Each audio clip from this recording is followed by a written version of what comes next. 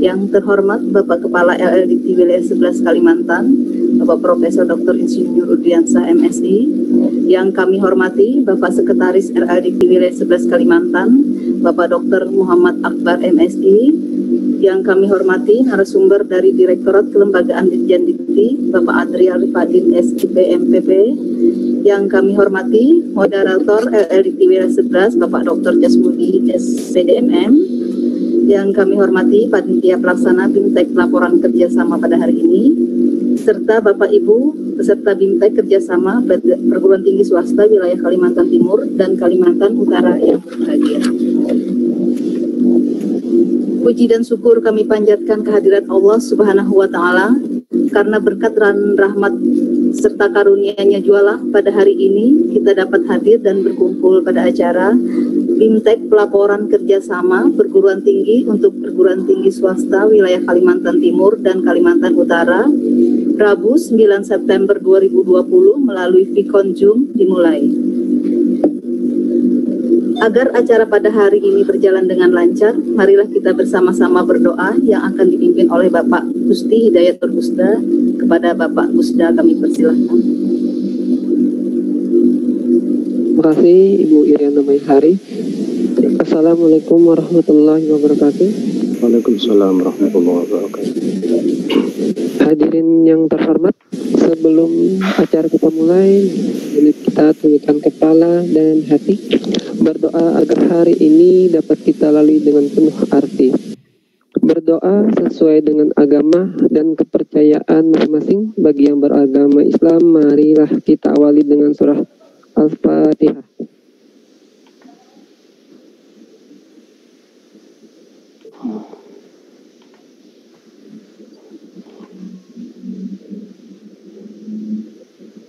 Bismillahirrahmanirrahim.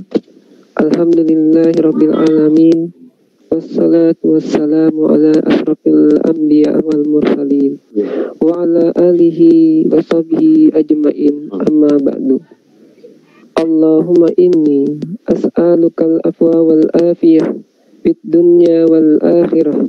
Allahumma inni as'alukal afwa wal afiyah fi dini wa dunyaya wa ahli wa mali. Allahumma awrati wa min rawati. Allahumma fadni min baini yadayya wa min khalfi wa an yamini wa an simali wa min fawqi wa a'udzu bi azamatika an uqtala min tahti. Ya Allah, ya Jadal wal Ikram, pagi ini kami hadapkan diri kepadamu. Kami tentukan hati kami bermunajat kepadamu. Kami pasrahkan jiwa dan raga kami kepadamu. Ya Allah, hadirkanlah kehusuan dan keikhlasan dalam doa-doa kami. Ya Azizun ya Basirun, di dalam pengawasanmu kami di pagi ini berkumpul dalam acara bimbingan teknis laporan kerjasama PTS LLDT Wilayah 11 untuk wilayah Kalimantan Timur dan Kalimantan Utara. Karena itu ya Allah, bukalah pintu hati kami. Berikanlah pemahaman jalan keluar dari setiap permasalahan kami. Ya Allah, Engkau adalah Rabb kami. Tak ada Tuhan selain Engkau. Engkau yang menciptakan kami dan kami hanyalah hamba-Mu. Kami dalam ikatan perjanjian denganmu, ikrar kepadamu yang akan kami laksanakan dengan segenap kemampuan. Jadikanlah kegiatan ini sebagai bentuk nyata ibadah kami. Dan kami berlindung kepadamu dari kejahatan, kecurangan, dan dusta yang telah kami lakukan. Hari ini kami akui semua nikmat-Mu kepada kami. Begitupun kami akui dosa-dosa kami. Maka ampunilah kami, karena tak ada yang bisa mengampuni dosa-dosa melainkan Engkau. Rabbighfirli, Rabbana atina fid dunya hasanah. Subhana rabbika rabbil izzati amma yasifun. Wassalamu ala mursalin. Walhamdulillahi rabbil alamin. Wassalamualaikum warahmatullahi wabarakatuh. Assalamualaikum warahmatullahi wabarakatuh.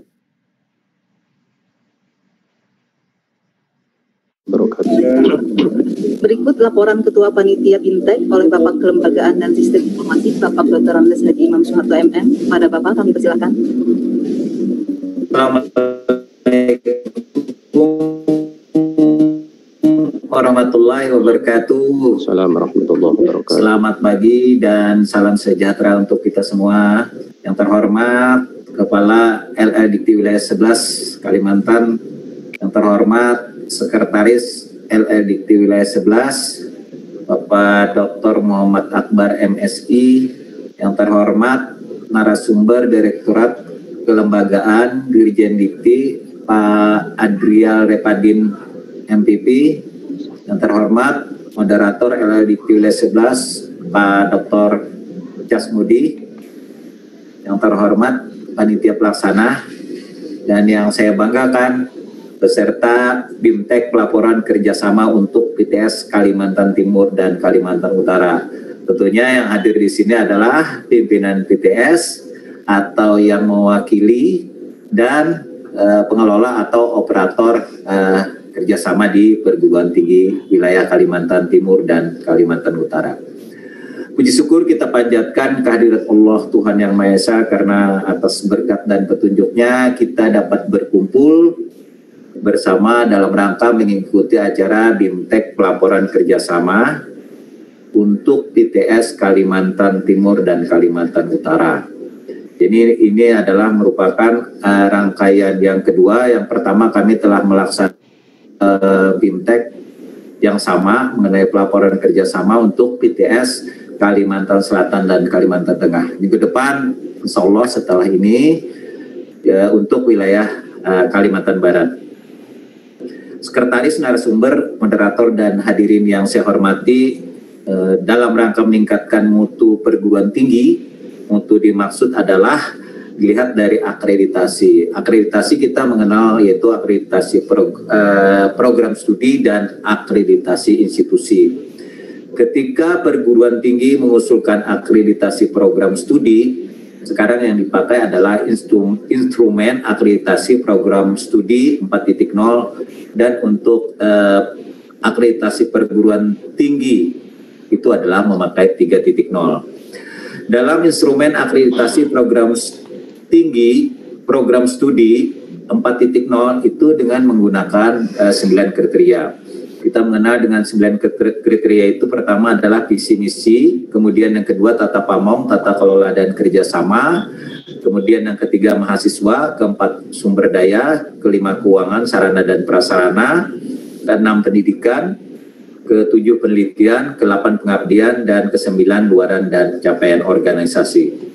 Bapak Ibu hadirin yang saya hormati, kemudian dalam pengusulan akreditasi program studi itu diusulkan oleh unit pengelola program studi yang terdiri dari dokumen pertama laporan kinerja program studi, kemudian yang kedua adalah laporan evaluasi program studi. Nah, dalam laporan kinerja program studi pada kriteria yang ketiga yang telah kita sebutkan tadi, yaitu mengenai tata pamong, tata kelola, dan kerjasama. Nah, koneknya kerjasama itu ada pada kriteria ketiga. Dalam boran kerjasama yang nantinya kita usulkan itu memuat mengenai atau informasi mengenai pertama, lembaga mitra dalam kerjasama, kemudian tingkat kerjasama, apakah itu internasional, nasional, atau lokal. Kemudian ada yang namanya jadwal kerjasama, kemudian manfaat kerjasama. Berikutnya adalah waktu dan durasi kerjasama. Nah, yang terakhir adalah bukti kerjasama. Di bukti kerjasama itu ada yang namanya surat pengesahan, surat perjanjian, kemudian bukti-bukti pelaksanaan berupa laporan, hasil kerjasama, kemudian luaran kerjasama, dan bukti lain yang relevan. Pak Sekretaris dan hadirin yang saya hormati, sebagaimana diatur Permendikbud nomor 14 tahun 2014 tentang kerjasama perguruan tinggi. Pertama, kerjasama perguruan tinggi adalah kesepakatan antara perguruan tinggi dengan perguruan tinggi, kemudian perguruan tinggi dengan dunia usaha atau pihak lain baik di dalam negeri maupun di luar negeri.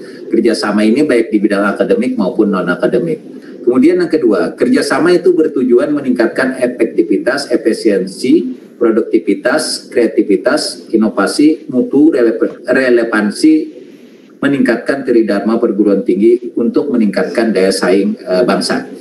Kemudian yang ketiga, kerjasama dilaksanakan dengan prinsip satu, mengutamakan kepentingan pembangunan nasional, kemudian menghargai kesetaraan mutu, saling menghormati, menghasilkan peningkatan mutu pendidikan berkelanjutan, dan yang terakhir adalah mempertimbangkan keberagaman kultur yang bersifat lintas daerah, nasional, dan internasional. Di mana dalam setiap kita melaksanakan kegiatan kerjasama, dokumen-dokumennya harus wajib dilaporkan pada laman laporan Kemdikbud.go.id. Bapak Ibu hadirin yang saya hormati, kami yakin bahwa PTS yang ada di Kalimantan Timur dan Kalimantan Utara ini sudah melakukan kerjasama. Namun kerjasama yang dilakukan belum semua dilaporkan, bahkan tidak dilaporkan. Maka dalam rangka itulah tujuan dilaksanakan BIMTEK kerjasama ini adalah memberikan pengetahuan dan pemahaman secara teori dan teknis mengenai kerjasama perguruan tinggi dan teknis pengisian data kerjasama perguruan tinggi melalui pelaporan kerjasama. Hadirin yang saya hormati, panitia berasal dari bagian kelembagaan dan sistem informasi LLDikti. Kemudian narasumber berasal dari Direktorat Kelembagaan Dirjen Dikti Kemdikbud dengan moderator dari LLDikti wilayah 11. Materi pada kegiatan BIMTEK ini adalah pertama kebijakan terbaru tentang kerjasama, kemudian yang kedua teknik pengisian data kerjasama melalui laman laporan kerjasama, berikutnya adalah diskusi dan tanya jawab. Peserta yang kami undang untuk dua wilayah ini adalah 53 perguruan tinggi swasta. Namun sampai sekarang yang hadir semua saya lihat di Zoom ini ada 53 termasuk panitia. Mudah-mudahan pada saat berjalan nanti peserta akan bertambah, dan tolong kepada bapak-bapak yang hadir di sini sampaikan kepada perguruan tingginya atau kepada perguruan tingginya misalkan cuma satu bisa dimasukkan 2 atau 3, nggak apa-apa Pak. Yang penting ketika nanti kegiatan ini perguruan tinggi mengerti bagaimana kerjasama itu dilakukan dan bagaimana pelaporannya. Kemudian pelaksanaan ini kita jadwalkan mulai jam 9.30 waktu Indonesia Tengah sampai dengan selesai. Anggaran berasal dari DIPA LLDikti wilayah 11 tahun 2020. Hadirin yang saya hormati, dalam kesempatan ini saya atas nama panitia mengucapkan terima kasih pertama kepada Kepala LLDikti, dalam hal ini diwakili nanti oleh sekretaris yang telah memfasilitasi BIMTEK pelaporan kerjasama. Kemudian yang kedua Direktur Kelembagaan Dirjen Dikti Kemdikbud yang telah menugaskan narasumber kita yang ada pada hari ini yaitu Pak Adrial Repadin. Kemudian moderator Pak Dr. Jasmudi, terima kasih Pak. Kemudian panitia pelaksana, dan saya ucapkan juga terima kasih kepada peserta yang hadir pada hari ini. Semoga acara kita hari ini berjalan sebagaimana mestinya dan memperoleh manfaat bagi peningkatan mutu perguruan tinggi. Sekretaris LLDikti wilayah 11 yang saya hormati, kami mohon Bapak dapat memberikan pengarahan sekaligus membuka BIMTEK pelaporan kerjasama untuk PTS Kalimantan Timur dan Kalimantan Utara secara resmi. Demikian yang dapat saya sampaikan. Terima kasih atas perhatiannya. Bila taufiq wal hidayah. Assalamualaikum warahmatullahi wabarakatuh. Waalaikumsalam warahmatullahi wabarakatuh. Selanjutnya kita simak bersama pengarahan sekaligus membuka acara BIMTEK pelaporan kerjasama untuk perguruan tinggi swasta wilayah Kalimantan Timur dan Kalimantan Utara oleh Kepala LLDikti wilayah 11 yang dalam hal ini diwakili oleh Bapak Sekretaris LLDikti wilayah 11 Bapak Dr. Muhammad Akbar MSI. Kepada Bapak kami persilakan. Baik Ibu. Assalamualaikum warahmatullahi wabarakatuh. Waalaikumsalam warahmatullahi wabarakatuh. Selamat pagi, salam sejahtera untuk kita semua. Yang terhormat Bapak Adrial Repadin SIP MPP. Terima kasih Pak Adrial bersedia menjadi narasumber kita pada hari ini. Yang saya hormati Kepala Bagian Kelembagaan dan Sistem Informasi beserta Kasubag dan teman-teman panitia, dan yang saya muliakan semua pimpinan perguruan tinggi atau yang mewakili yang menangani masalah pelaporan kerjasama perguruan tinggi khususnya PTS. Alhamdulillah, puji syukur Marilah kita panjatkan kehadirat Tuhan yang Maha Kuasa, Allah Subhanahu wa Ta'ala, karena pada pagi yang cerah ini untuk di Banjarmasin alhamdulillah cerah. Mudah-mudahan di Kalimantan Timur dan Utara juga cerah. Kemudian acara ini tadi sudah disampaikan oleh Pak Imam apa pentingnya. Selanjutnya nanti akan lebih didalami atau disampaikan lebih rinci oleh Bapak Adri Al-Rifadin, bahwa salah satu poin penilaian perguruan tinggi baik negeri maupun swasta adalah adanya kerjasama yang dilakukan oleh perguruan tinggi dengan berbagai pihak, baik tadi sudah dijelaskan Pak Imam, baik sesama perguruan tinggi maupun dunia usaha. Bil khusus dunia usaha kepada teman-teman atau KPTS yang ada di kategori perguruan tinggi vokasi. Ya, bahkan dikenal dengan istilah kawin massal antara perguruan tinggi swasta, vokasi dengan dunia industri. Artinya suatu kewajiban untuk melakukan kerjasama. Bapak Ibu yang saya hormati, tujuan akhir tadi sudah disampaikan juga oleh Pak Imam bahwa mutu akan tercipta aspek. Dari sanalah akan dibuktikan kepada Badan Akreditasi Nasional maupun badan akreditasi yang lain bahwa pendidikan tinggi kita, PTS kita, memiliki kesetaraan dengan perguruan tinggi yang lain. Jadi, ada alasan untuk memberikan poin. Mengapa perguruan tinggi yang lain yang mungkin dianggap sudah bagus, kenapa mau bekerjasama dengan PTS Bapak? Karena ada keuntungan. Artinya, menunjukkan PTS Bapak ada kualitas ataukah mutu yang dilihat oleh rekanan ataukah fakultas atau perguruan tinggi lain yang bekerja sama dengan perguruan tinggi Bapak. Nah, itulah kira-kira yang menjadi bahan pembicaraan kita atau materi yang akan dibahas pada hari ini. Secara teknis, silahkan Bapak Ibu memanfaatkan forum ini untuk bertanya kepada ahlinya. Bapak Adrian, alhamdulillah berkenan. Nah, silakan manfaatkan, jangan disia-siakan. Karena itu harapan kami tentunya semua peserta bisa hadir dan bisa fokus mengikuti acara sampai selesai.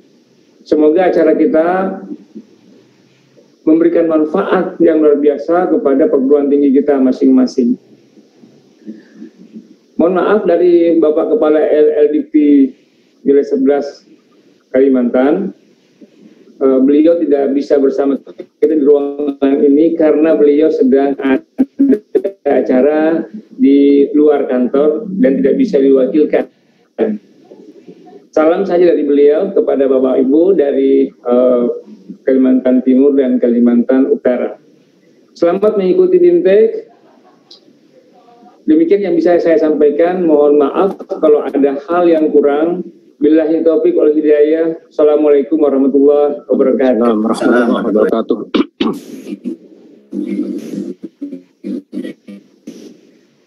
Bapak Ibu yang berbahagia, dengan demikian berakhir pula lah acara pembukaan pada hari ini. Semoga acara pada hari ini berjalan dengan lancar dan apa yang disampaikan nanti oleh narasumber dapat menambah wawasan dan ilmu bagi kita semua. Mohon maaf bila ada kesalahan. Wassalamualaikum warahmatullahi wabarakatuh. Ada yang saya lupa, mohon maaf. Saya lupa membuka. Bapak Ibu yang saya hormati, marilah kita bersama-sama memulai acara ini dengan mengucapkan basmalah. Bismillahirrahmanirrahim. Silakan saya kembalikan ke Ibu Maya. Baik Bapak Ibu, sebelum acara saya serahkan kepada moderator, Bapak Ibu kita ada sesi foto bersama. Mohon videonya semuanya diaktifkan. Kita akan ada foto bersama. Jadi tolong videonya dibuka. Silakan Bapak Yudi, kalau sudah semua silakan difoto. Mohon izin Bapak Ibu, saya ambil fotonya 3 sesi ya Bu ya, Bapak Ibu. Untuk yang pertama. Situs Mutiara Mahakam tuh mana orangnya? Mohon Bapak Ibu dibuka ya. Yang kedua, senyumnya Ibu Bapak.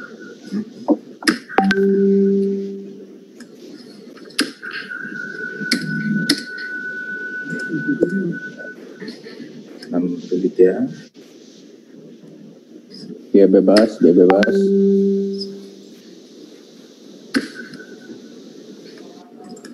Oke, baik Bapak Ibu, terima kasih atas waktunya. Saya kembalikan ke Ibu Maya dan Ibu.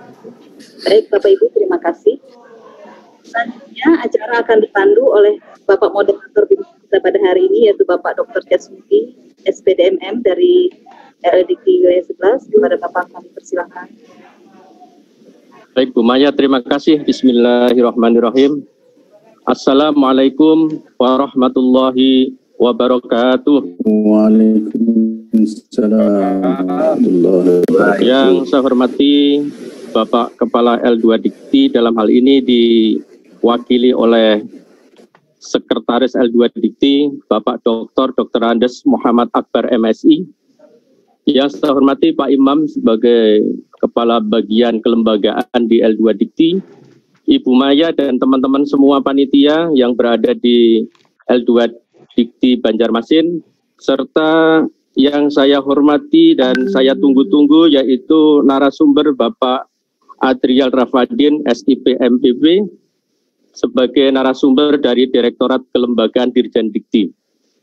Para teman-teman sekalian, peserta Bintek pada hari ini, pertama-tama mari kita mensyukuri nikmat Allah Subhanahu wa Ta'ala, Tuhan yang Maha Kuasa. Di tengah pandemi ini kita masih bisa berbuat yang terbaik untuk kelembagaan kita. Dan pada pagi hari ini sambil kita mengenang teman-teman kita yang pada periode sebelumnya bisa mengikuti di ruang Zoom seperti ini, tapi pada saat ini sudah dipanggil oleh Allah Subhanahu wa Ta'ala, sehingga mari kita sama-sama mendoakan mudah-mudahan saudara-saudara kita yang sudah dipanggil oleh Allah Subhanahu wa Ta'ala dapat mendapatkan tempat yang layak di sisinya, sehingga amal baktinya selama ini itu juga menjadi teladan bagi kita semua.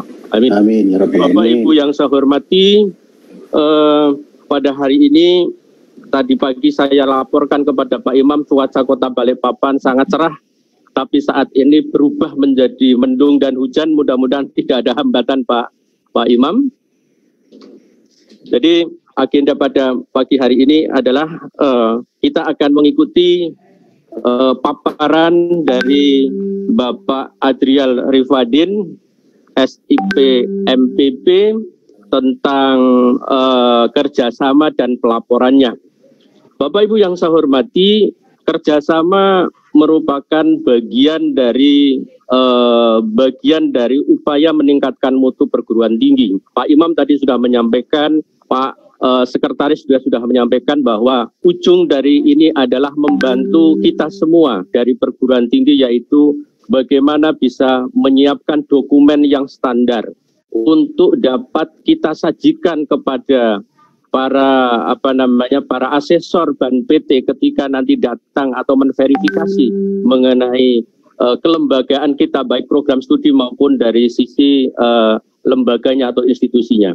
Untuk itu hal yang sangat kita tunggu-tunggu sebetulnya, bahwa hal yang seperti ini adalah sangat membantu kita semua, karena saya sendiri sebagai yang pernah menangani hal ini, kita meraba-raba bahwa sebetulnya kerjasama itu yang patut disajikan itu yang mana.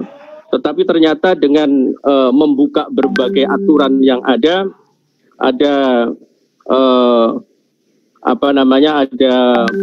peraturan Menteri Ristek Dikti nomor 4 tahun 2017, di situ sangat lengkap. Mudah-mudahan yang saya baca ini tidak begitu ketinggalan. Kemudian kebijakan terakhir adalah mengenai kebijakan kampus Merdeka Belajar, kampus Merdeka dan Merdeka Belajar.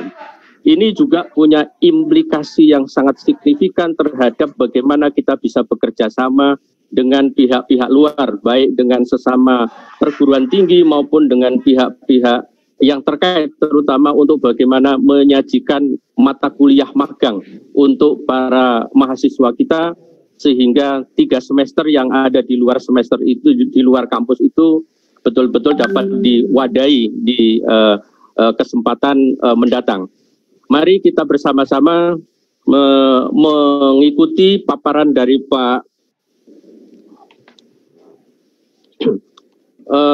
Pak Adrizal Refadin, SIP MPP. Waktu sepenuhnya kami serahkan kepada Pak Adrial. Selanjutnya nanti ada 2 paparan. Apakah Bapak ingin memaparkan langsung sekaligus atau Bapak nanti akan cut di satu kemudian nanti dilanjutkan? Saya persilakan, waktu sepenuhnya saya serahkan kepada Pak Adrizal Refadin. Kepada Bapak kami persilakan Bapak. Terima kasih Pak. Ya, terima kasih Pak Jasmudi. Assalamualaikum warahmatullahi wabarakatuh. Waalaikumsalam warahmatullahi wabarakatuh. Semoga terdengar ya Bapak dan Ibu ya. Sangat jelas. Sangat jelas. Pak, hujannya dibawa ke sini dong Pak. Panas Pak di sini Pak. Iya Pak. Bapak Sekretaris Lembaga Layanan Pendidikan Tinggi Pak Akbar, apa kabar Pak? Terima kasih Pak sudah dikasih kesempatan untuk sharing.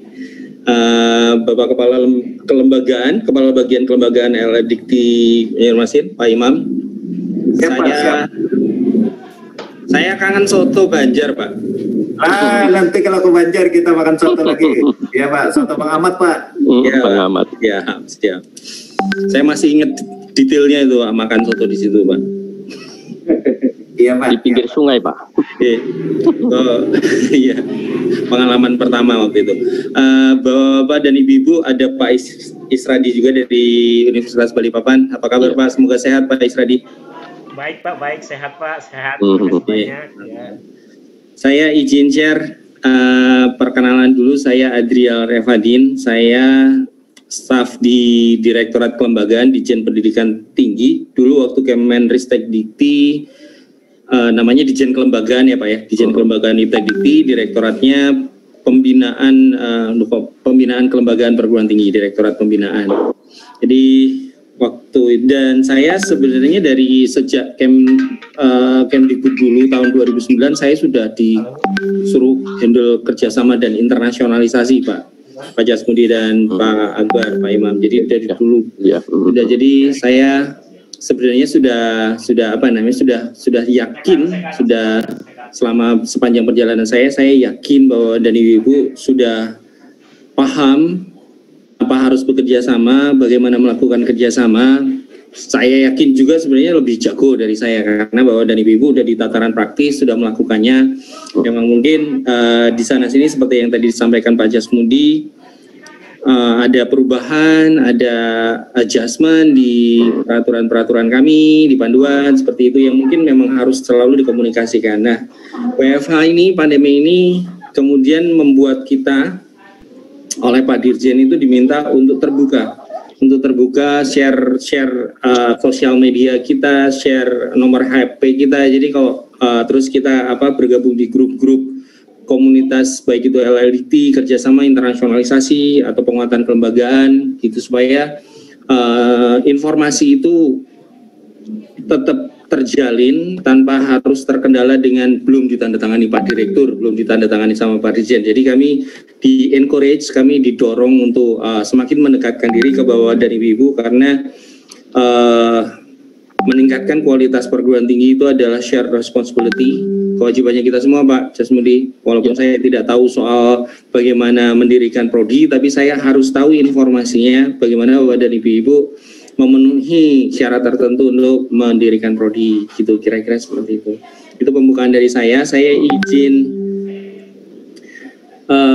share screen, mengingatkan kembali kepada bapak-bapak dan ibu-ibu tentang kerjasama. Apakah sudah nongol belum? Sudah ya, bapak dan ibu-ibu ya? Sudah Pak. Oke.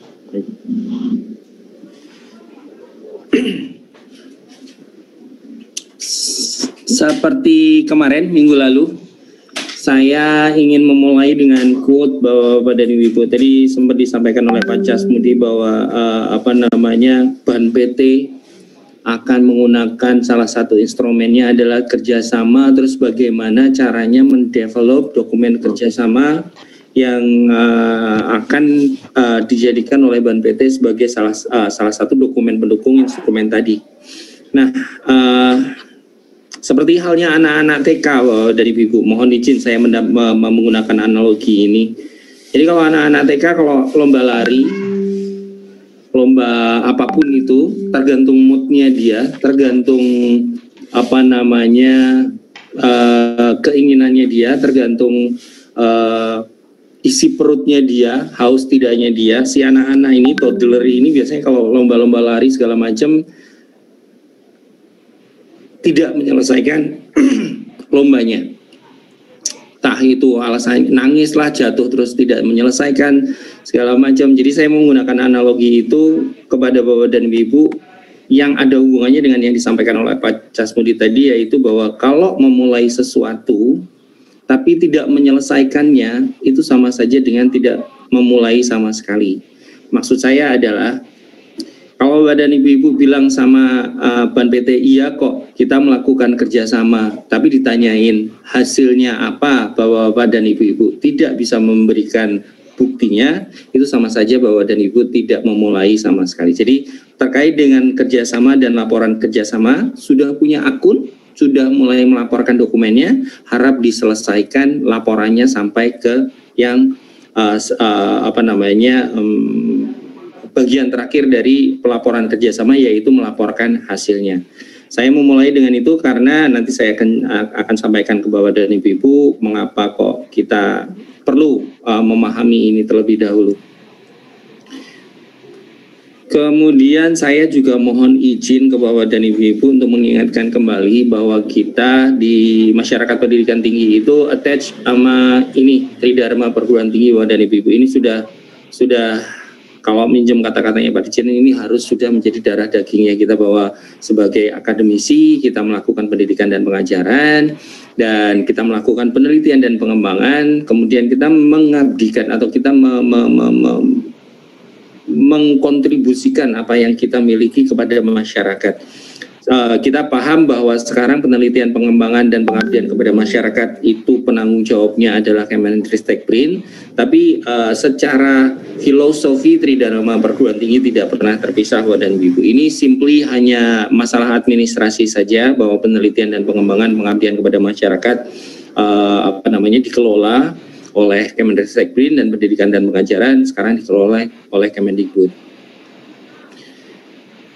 Kemudian gimana sih caranya Bapak dan Ibu Tridharma Perguruan Tinggi dengan konteks yang sekarang ini, kalau Bapak dan Ibu pernah dengar klasterisasi gitu ya, mungkin Bapak dan Ibu perguruan tingginya sekarang ada di posisi mana.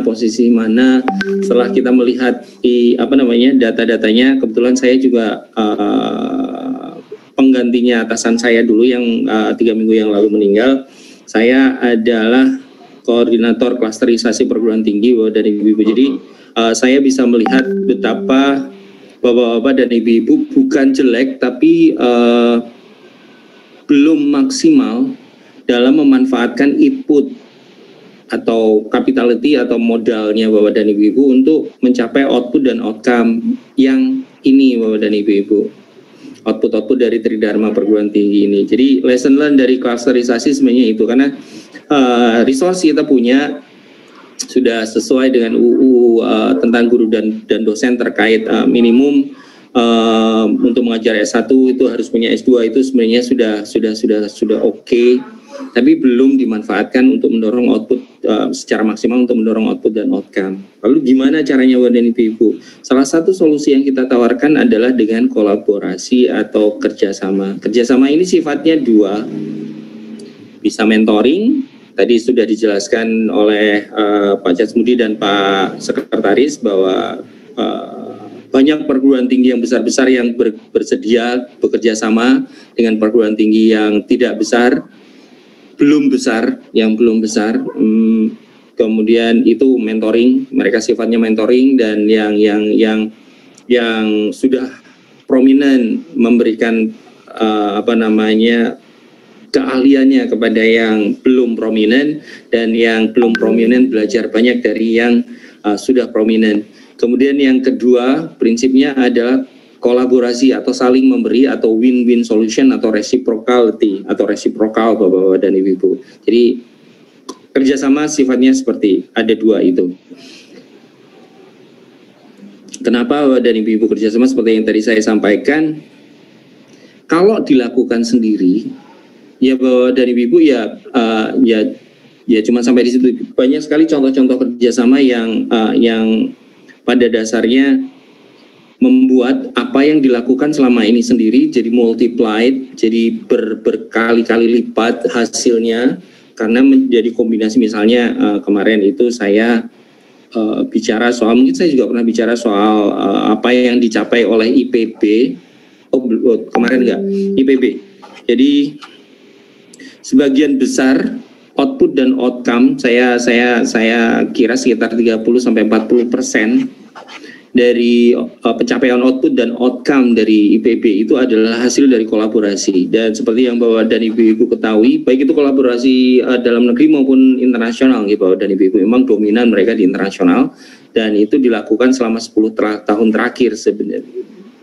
Hampir 20 tahun terakhir yang dilakukan oleh IPB adalah investing di human capital Bapak dan Ibu-Ibu. Hasilnya adalah sekarang IPB lepas dari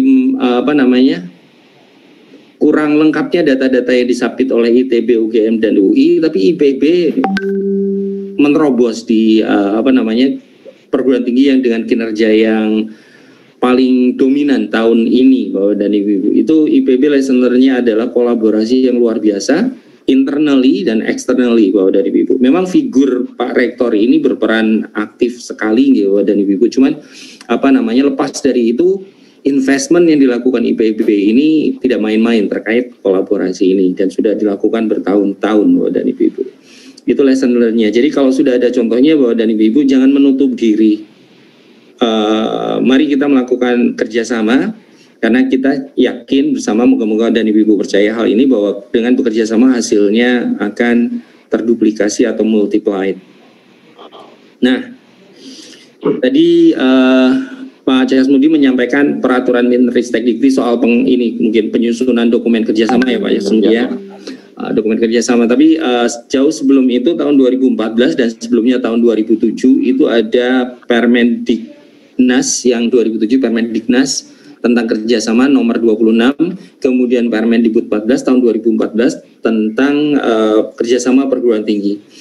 Nah, intinya adalah kami di Kementerian melalui Direktorat Jenderal Pendidikan Tinggi mendukung segala upaya apapun itu yang dilakukan oleh perguruan tinggi untuk melakukan kerjasama dengan mitra kerjanya, baik itu mitra kerja dalam negeri maupun luar negeri. Namun Bapak dan Ibu-Ibu, di pasal 49 ayat 1, Bapak dan Ibu-Ibu itu harus minta izin ke Menteri melalui Direktorat Jenderal. Kalau minta izin, semua kerjasama minta izin, nanti teman-teman di tempat saya nanti waktunya habis Bapak dan Ibu-Ibu, karena jumlahnya banyak sekali kerjasama. Nah, itu sebabnya kita hanya punya kita punya kebijakan bahwa hanya kerjasama joint degree dan double degree saja yang harus minta izin ke Direktorat Jenderal Pendidikan Tinggi. Kenapa kok joint degree dan double degree harus minta izin? Karena di dalamnya ada civil effect Bapak dan Ibu. Yang pertama yaitu pengakuan kurikulum luar negeri ke Indonesia untuk digunakan oleh mahasiswa Indonesia, dan yang kedua adalah pengakuan gelar Bapak dan Ibu. Jadi gelar yang digunakan oleh adik-adik mahasiswa ketika lulus untuk bekerja di Indonesia itu harus diakui oleh pemerintah Indonesia terlebih dahulu. Itu sebabnya harus minta izin. Kalau yang lainnya mohon merujuk ke ayat 2, di mana perjanjian kerjasama harus diberitahukan kepada Direktur Jenderal melalui laporan kerjasama perguruan tinggi. Kemudian ayat 3-nya juga aja ternyata ternyata yang Ban PT itu juga yang di-require sama Ban PT terkait hasil atau output dari kerjasama itu juga sudah diatur sejak tahun 2014. Jadi bahwa kewajiban untuk menyampaikan laporan secara berkala kepada Direktur Jenderal melalui PD Dikti. PD Dikti di sini tentunya adalah payung ya Bapak dan Ibu, pangkalan data pendidikan tinggi. Di dalamnya ada Sister, di dalamnya ada Silit Tapmas, di dalamnya ada laporan KRMA, izin mahasiswa asing dan lain sebagainya. Itu ini adalah dasar hukumnya Bapak dan Ibu. Nah, saya di pasar 50 itu saya tidak mencantumkan di sini. Itu ada ketentuan bahwa kalau Bapak-bapak dan Ibu-ibu wan prestasi tidak melaporkan segala macam, itu sebenarnya sudah ada pasal kuratifnya di situ, bahwa perjanjian kerjasama boleh dibatalkan oleh Direktur Jenderal dan lain sebagainya. Itu bisa Bapak dan Ibu. Jadi ini nggak main-main sebenarnya masalah kerjasama ini. Kita mendorong karena kita yakin dengan kerjasama Bapak dan Ibu kinerjanya akan lebih baik itu kerjasama internal maupun eksternal. Ini terkait dasar hukum. Kemudian saya ingin menyampaikan soal kenapa kok harus melaporkan Bapak dan Ibu. Di UU Pendidikan Tinggi pasal 56 pasal 56 itu disebutkan bahwa Direktorat Jenderal Pendidikan Tinggi mengelola yang namanya pengolahan pendidikan tinggi. Kenapa kita perlu data pendidikan tinggi? Karena data laporan KRMA itu adalah sumber informasi bagi kami untuk untuk memetakan informasi bagi kami setidaknya bagaimana kinerja Bapak dan Ibu dalam mendorong pelaksanaan kerjasama. Yang pertama kita punya database-nya, database tersebut, data-data tersebut kemudian kami olah menjadi sumber sebagai informasi tersebut kemudian kami petakan, kami kelompokkan, kami klasterkan sehingga kami mempunyai gambaran baik klaster perguruan tinggi A, B, C, D itu masuk ke klaster mana, treatmentnya seperti apa. Setelah ada gambaran tersebut kita bikin treatmentnya, kita mengembangkan kebijakannya sehingga ketika kita bikin misalnya hibah gitu dan Ibu, ketika bikin BIMTEK misalnya, kita tahu misalnya kalau kita mau BIMTEK ke klaster 45 misalnya, ke klaster 45 berarti kita BIMTEK-nya adalah BIMTEK gimana caranya nyari partner, gimana caranya bernegosiasi, gimana caranya menyusun dokumen kerjasama, gimana caranya memastikan bahwa data-data itu tersaji dengan baik. Jadi yang hal-hal yang sifatnya basic hanya boleh BIMTEK terkait tata kelola dasar dari kerjasama itu hanya boleh diikuti oleh teman-teman di klaster 4 dan 5. Kemudian untuk klaster 321 tentunya tidak perlu lagi ada BIMTEK, tapi men-challenge mereka untuk meng-create BIMTEK untuk teman-temannya di klaster 4 dan 5. Jadi dengan data tersebut ada informasi, kita menggambarkan kinerja masing-masing perguruan tinggi, kerjasama perguruan tinggi, kita bisa mengembangkan kebijakan terkait kerjasama dan pengembangan kapasitas perguruan tinggi dengan lebih presisi Bapak dan Ibu. Jadi ini manfaatnya. Tidak hanya mengatur, tapi kami juga memanfaatkan data kerjasama yang disampaikan oleh Bapak dan Ibu-Ibu.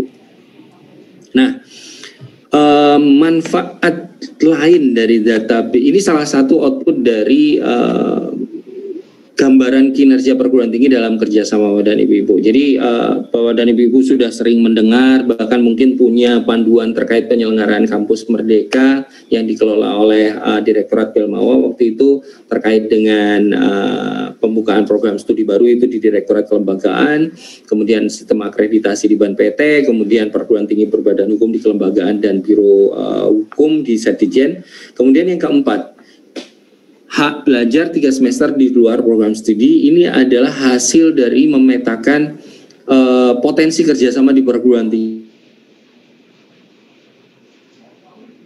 Seperti yang Bapak dan Ibu ketahui, Kampus Merdeka itu tujuannya adalah untuk melahirkan lulusan dengan kompetensi tinggi yang match dengan kebutuhan dunia usaha dan public sector atau sektor publik Bapak dan Ibu.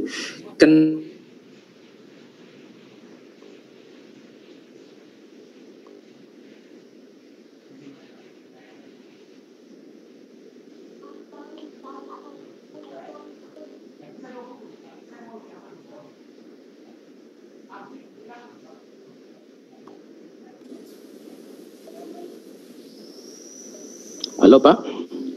Halo Pak Trial. Putus. Waalaikumsalam Pak Trial.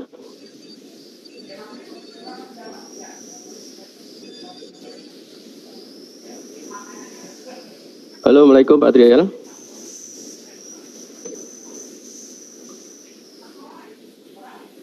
Sinyalnya itu Pak. Ya. Waalaikumsalam Pak Trial.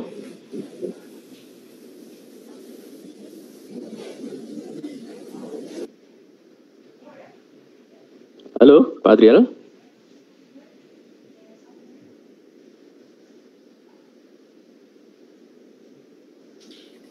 Maaf, internetnya down, maaf. Ada gangguan coba.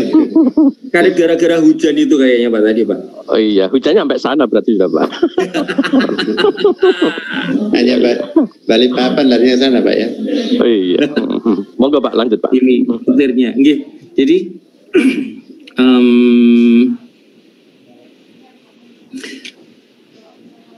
tadi sampai di mana Pak? Oh ya, ini apa namanya? Hasil peta tadi Pak. Terakhir saya catat hasil peta Pak. Oh, ini belum ya Pak ya? Ya, belum mati tadi. Ya. Jadi, setelah itu Pak. Ya, oke. Ini tadi udah kepotong tadi Pak. Sudah nyampe itu Pak. Sudah, ini saya. Ya. Ini sudah ya. Tadi yang terakhir saya sampaikan adalah bahwa yang poin 4 kebijakan Kampus Merdeka yang hak belajar itu pada dasarnya adalah memaksimalkan pelaksanaan kerjasama di tempatnya Bapak dan Ibu-Ibu. Ya. Jadi saya akan terus kemudian ini ya Pak ya, tadi saya sudah menyampaikan ini pada awal-awal tahun 2020 sebelum pandemi itu Pak Menteri menyampaikan statement di banyak media, yang saya baca sih di Kompas.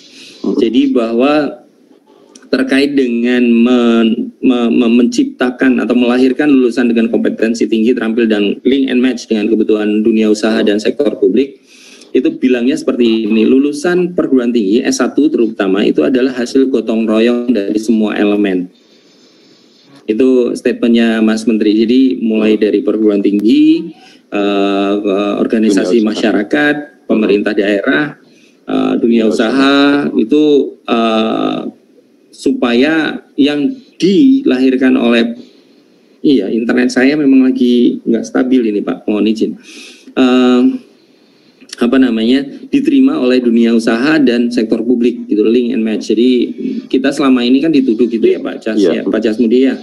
Jadi bahwa perguruan tinggi itu hanya menciptakan pengangguran terdidik gitu ya Pak ya. Dan ternyata sejak saya bergabung di Kemdikbud sampai sekarang pun stigma itu masih belum terhapuskan gitu, masih angkanya masih cukup tinggi. Tidak match juga. Kemudian kita mengubah dengan kebijakan vokasi yang 1, 2, 3 Pak. 1 semester teori, 2 semester 3 semester teori, 2 semester magang, dan 1 semester pilihan antara magang di luar atau magang di kampus. Kita mengubah itu dengan maksud bahwa supaya lulusan itu sesuai dengan kebutuhan industri. Dan di Kampus Merdeka ini intinya kembali lagi ke situ sebenarnya, mendorong perguruan tinggi untuk meluluskan tenaga yang link and match dengan kebutuhan usaha, dengan salah satunya melibatkan dunia usaha untuk mengembangkan kurikulum bersama. Itu contoh salah satu indikator kinerja yang diukur Bapak dan Ibu-Ibu. Jadi berapa jumlah program studi yang dikembangkan bersama dengan dunia usaha dan mitra-mitra kerjasama yang lainnya. Itu strategi yang tersurat di dalam kebijakan Kampus Merdeka.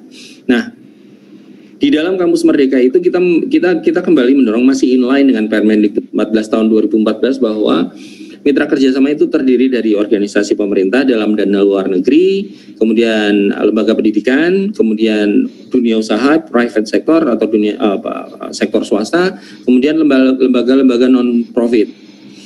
Karena memang mereka ya Pak ya yang pengguna tenaga kerja kan mereka gitu ya Pak ya, dan lulusan perguruan tinggi banyak dialirkan ke sana, di samping juga kewirausahaan Bapak dan Ibu.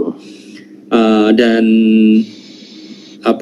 terkait dengan tracer study, nanti ke depannya Bapak dan Ibu tidak hanya ditanyain berapa masa tunggu lulusan dalam memperoleh pekerjaan, tapi juga masa tunggu lulusan yang melanjutkan studi lanjut dan masa tunggu lulusan memulai bisnis sendiri atau wirausaha. Nanti itu sudah mulai diukur lagi ke depannya. Nah, di Kampus Merdeka itu seperti yang tadi saya sampaikan bahwa dasarnya adalah kerjasama. Saya kasih contoh satu-satu ini Bapak dan Ibu. Kalau selama ini Bapak dan Ibu KKN itu sudah dilakukan oleh Bapak dan Ibu, kemudian studi independen juga mungkin ini relatif baru Bapak dan Ibu, tapi ini juga dasarnya adalah kerjasama dengan prodi atau perguruan tinggi dalam dan luar negeri. Kemudian kegiatan wirausaha Bapak dan Ibu diperlukan sinergi juga dengan NGO dan dunia usaha. Kemudian proyek kemanusiaan Bapak dan Ibu saat seperti sekarang ini pandemi gitu ya Bapak dan Ibu, itu bisa bekerja sama dengan NGO dan Pemda dan itu diakui kreditnya. Kemudian pertukaran pelajar ini juga Bapak dan Ibu sudah, saya yakin Bapak dan Ibu sudah ahli terkait pertukaran pelajar. Di dalam negeri kita ada program Permata, kalau di luar negeri kita bisa student exchange dengan mitra kita di luar negeri. Kemudian ada magang kerjasama dengan dunia usaha atau public sector dengan pemerintahan. Kemudian praktek mengajar, ini sebenarnya beda-beda tipis sama proyek kemanusiaan. Bapak dan Ibu mungkin menugaskan mahasiswanya untuk mengajar di sekolah terpencil di wilayah Bapak dan Ibu. Kemudian yang terakhir penelitian atau riset. Yang ingin saya sampaikan di sini adalah Bapak dan Ibu, dulu waktu Kampus Merdeka didorong itu banyak pro dan kontra. Yang kontra terutama adalah bagaimana mengkonversikan ini Bapak dan Ibu menjadi kredit gitu ya. Terus kemudian banyak sekali ya kegiatannya ada 8 gini-gini segala macam, berarti anak nggak pernah di kampus. Bapak dan Ibu sebenarnya Bapak dan Ibu sudah punya modal ini loh. Data yang ada di tempat kita menunjukkan bahwa semua perguruan tinggi di Indonesia paling tidak sudah melakukan inisiasi pertukaran pelajar di MOU-nya dan magang. Paling tidak itu, KKN pasti sudah dilakukan. Yang berbeda dari Kampus Merdeka ini adalah diintegrasikan Bapak dan Ibu. Jadi yang tadinya cuma sebulan 2 bulan, ini dibikin integrated program, jadi terdiri dari KKN, pertukaran pelajar, magang, atau pilihan-pilihan lain yang tersedia di lapan ini. Dan kita di perguruan tinggi wajib untuk menyediakan medium tersebut untuk mahasiswa-mahasiswa. Tapi yang ingin saya sampaikan sekali lagi adalah Bapak dan Ibu, ini dasarnya adalah kerjasama. Kalau Bapak dan Ibu punya kerjasama dengan mitra-mitra yang disebutkan di layar ini, insya Allah sustainable Bapak dan Ibu. Dan kedepannya Kampus Merdeka ini kalau misalnya ada, kan katanya ada isu reshuffle ya Pak Jasmudi ya? Ya, ada isu reshuffle. Tapi saya yakin di reshuffle pun program ini tetap akan jalan. Karena program ini sebenarnya bagus. Bukan sebenarnya bagus, program ini sangat bagus. Saya pribadi melihat ini sangat bagus karena saya memonitor program Permata Pak Jasmudi. Ya. Program Permata pertukaran mahasiswa Nusantara itu yang feedbacknya luar biasa. Jadi anak-anak itu belajar banyak di lingkungan akademis yang berbeda. Sayangnya program Permata itu maksimum hanya 1 tahun karena masalah pembiayaan aja. Nah ini kalau misalnya program Permata itu dijadikan mesin utama dari Kampus Merdeka juga sebenarnya nggak masalah. Itu based on you-to-you collaboration kan Bapak dan Ibu. Ada 3 perguruan tinggi, 4 perguruan tinggi saling bertukar mahasiswa, itu boleh didorong. Idealnya memang di luar wilayah ya Pak ya, artinya perguruan tinggi di Kalimantan Barat, Kalimantan Selatan ya, Kalimantan Selatan Tengah bekerja sama tidak dengan sesama Kalimantan tapi dengan Jawa atau Sumatera, itu akan lebih baik lagi kalau kayak gitu. Memang kendalanya memang resiprokalnya Pak. Jadi nanti perdebatannya benar nggak sih beban studi di tempatmu equal sama tempatku, 1, 2 cost livingnya seperti apa, apakah nanti di sana lebih mahal costnya, kalau di sini murah nanti ya segala macam. Terus nanti masalah minatnya si mahasiswa tersebut. Nanti jangan-jangan mahasiswa tersebut hanya berminat di satu perguruan tinggi saja, yang lainnya nggak menerima. Nah, itu challenge-nya di situ, sehingga kita perlukan mengintegrasikan ini dengan baik, mendiskusikan ini baik, bikin konsep yang lebih baik sehingga ini bisa berjalan. Jadi itu bisa jadi backbone-nya sebenarnya, pertukaran pelajar atau kredit transfer itu bisa menjadi backbone dari Kampus Merdeka, dan Bapak dan Ibu, saya yakin udah jago terkait hal itu. Itu soal Kampus Merdeka. Nah, tadi saya sempat menyinggung Bapak dan Ibu, melahirkan lulusan yang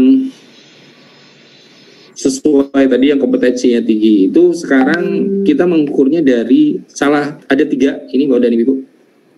Masih ada 8 lagi indikator kinerja utama dari perguruan tinggi.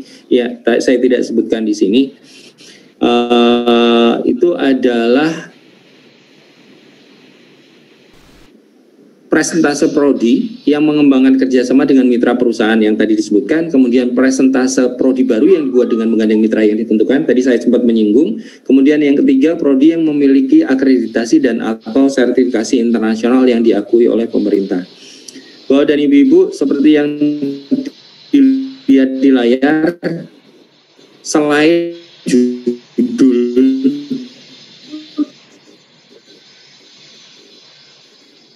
kinerja perguruan tinggi itu tidak ada kata-kata perguruan tinggi di sini, prodi, maafnya di tengah-tengahnya nggak nyambung masih.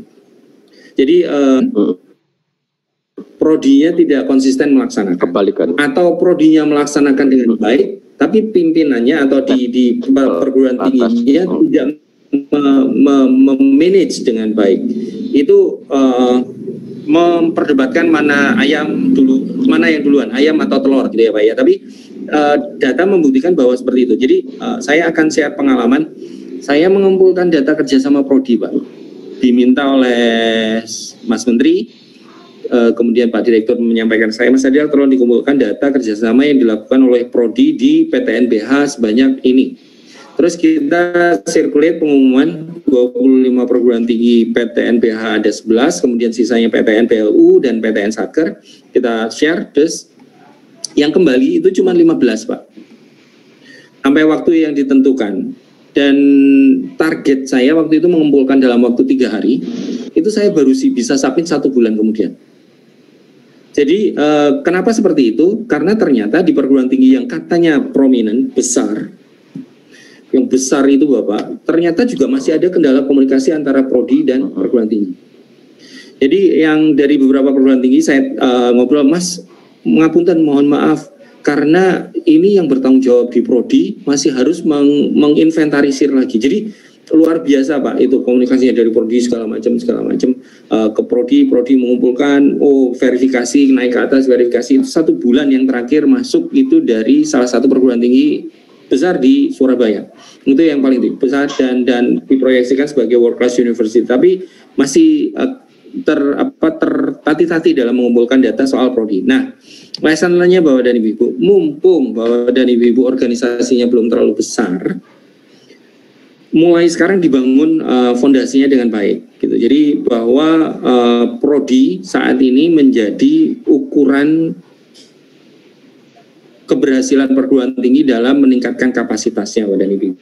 Ini hanya 3, masih ada 8 lagi kalau di lain kesempatan. Kalau misalnya ini saya akan share ke Bapak dan Ibu. Salah satunya memang yang tadi saya sampaikan. Jadi masa tunggu lulusan tadi Bapak dan Ibu. Berapa yang wirausaha, berapa yang lanjutin studi, mana yang bekerja, yang langsung dapat pekerjaan dalam waktu 6 bulan sampai 1 tahun gitu Bapak dan Ibu. Itu. Jadi pesan dari slide ini adalah Bapak dan Ibu, kalau Bapak dan Ibu yang ada di sini adalah pimpinan perguruan tinggi, mohon mengempower prodi-prodinya. Kalau Bapak dan Ibu yang hadir di sini adalah perwakilan dari prodi, Bapak dan Ibu tugas berat, kerja berat lies ahead of you, ada di depannya Bapak dan Ibu. Bapak dan Ibu kalau memang pengen mengembangkan kapasitas perguruan tinggi secara umum, harus mulai membangun fondasi ini dan melaksanakannya dengan konsisten. Nah, ini tadi saya menjelaskan produk-produk dari laporan kerjasama ya Bapak dan Ibu. Apa yang manfaat dari laporan kerjasama, dan tadi sudah Kampus Merdeka. Sekarang soal klasterisasi perguruan tinggi. Tadi saya sampaikan saya menggantikan Pak Purwanto almarhum, sedikit gagal sebenarnya tahun ini karena baru mulai bulan Mei, dikejar Agustus terbit. Biasanya kita bulan Januari sudah mulai, ini Mei kita belum mulai gara-gara COVID. Jadi klasterisasi ini adalah salah satu yang memanfaatkan informasi di laporan kerjasama untuk memetakan kinerjanya Bapak dan Ibu terkait kerjasama. Seperti yang diketahui Bapak dan Ibu, sebentar, saya pakai pointer. Kerjasama perguruan tinggi ini sejak tahun 2017 sudah dijadikan salah satu indikator klasterisasi perguruan tinggi Bapak dan Ibu sejak 2017, dan sekarang datanya sudah relatif lebih mapan, tapi belum masih meragukan validitasnya, sehingga bobotnya masih 8% tahun ini Bapak dan Ibu. Cuman tidak pernah bergerak Bapak dan Ibu. Seperti yang dilihat ini ada beberapa indikator yang dihapus oleh Pak Dirjen, dan kerjasama perguruan tinggi masih nempel di sini, bahkan ditambah jumlah prodi yang bekerja sama dengan DUDI, NGO, atau QS Top 100 World Class University Ranking by Subject. Jadi kami melihat kerjasama ini dari sisi kepentingan luar biasa Bapak dan Ibu untuk mendorong ini Bapak dan Ibu. Saya mungkin kesempatan yang sebelumnya pernah menyampaikan bahwa 51% kinerja penelitian perguruan tinggi Malaysia itu dari kerjasama internasional. Tahun 2019 itu laporannya, 2018 tahun 2019, tapi itu masih relevan menurut saya 2018 karena itu pattern, dan itu sepertinya kayak formula gitu ya Pak ya, Pak Jasmine, ya formula. Jadi sudah 51% kinerja penelitian di perguruan tinggi Malaysia itu hasil dari kolaborasi internasional. Indonesia masih mengandalkan resource-nya Pak, masih cukup pede sama memang karena inputnya ini Pak, input ini luar biasa bagus memang Pak di perguruan tinggi Indonesia ini tidak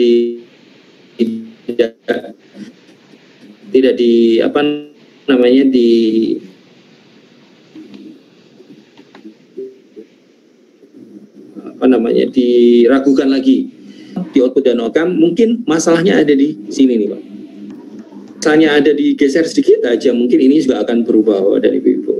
Nah, kerjasama menjadi salah satu indikator, ini jadi salah satu indikator untuk mendorong output dan outcome perguruan tinggi.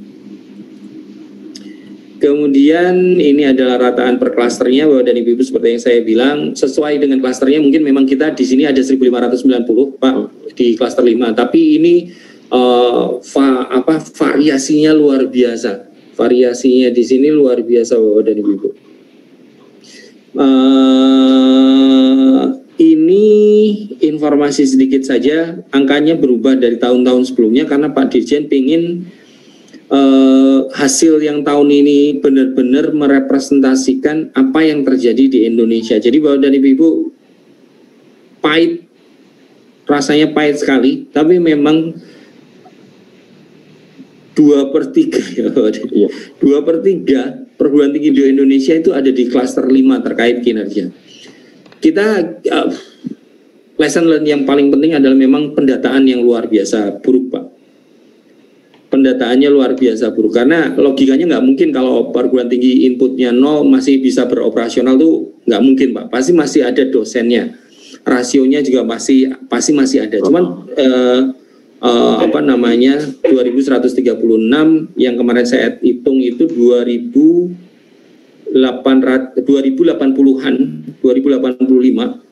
itu ke bawah, 2085 ke bawah itu nilainya 0. Nilainya 0 itu kalau misalnya memang dosennya nggak ada, mahasiswanya nggak ada, ya tinggal ditutup Pak. Tapi kita percaya bahwa itu hanya masalah tidak melaporkan Pak. Jadi ketika data ini nongol, bayangkan Bapak dan Ibu, ketika Bapak dan Ibu tidak melaporkan, terus kita melihat data ini, gitu, wah ini 0, ada 85 perguruan tinggi, 0 nilainya, udah tutup aja. Itu kan bisa kesalahan toh Pak, Ya Pak Jasmudi ya, itu bisa ke sana, itu udah ada datanya pun kita masih berpikir kalau ini kita tutup 85 perguruan tinggi ini, jangan-jangan kita yang salah nih.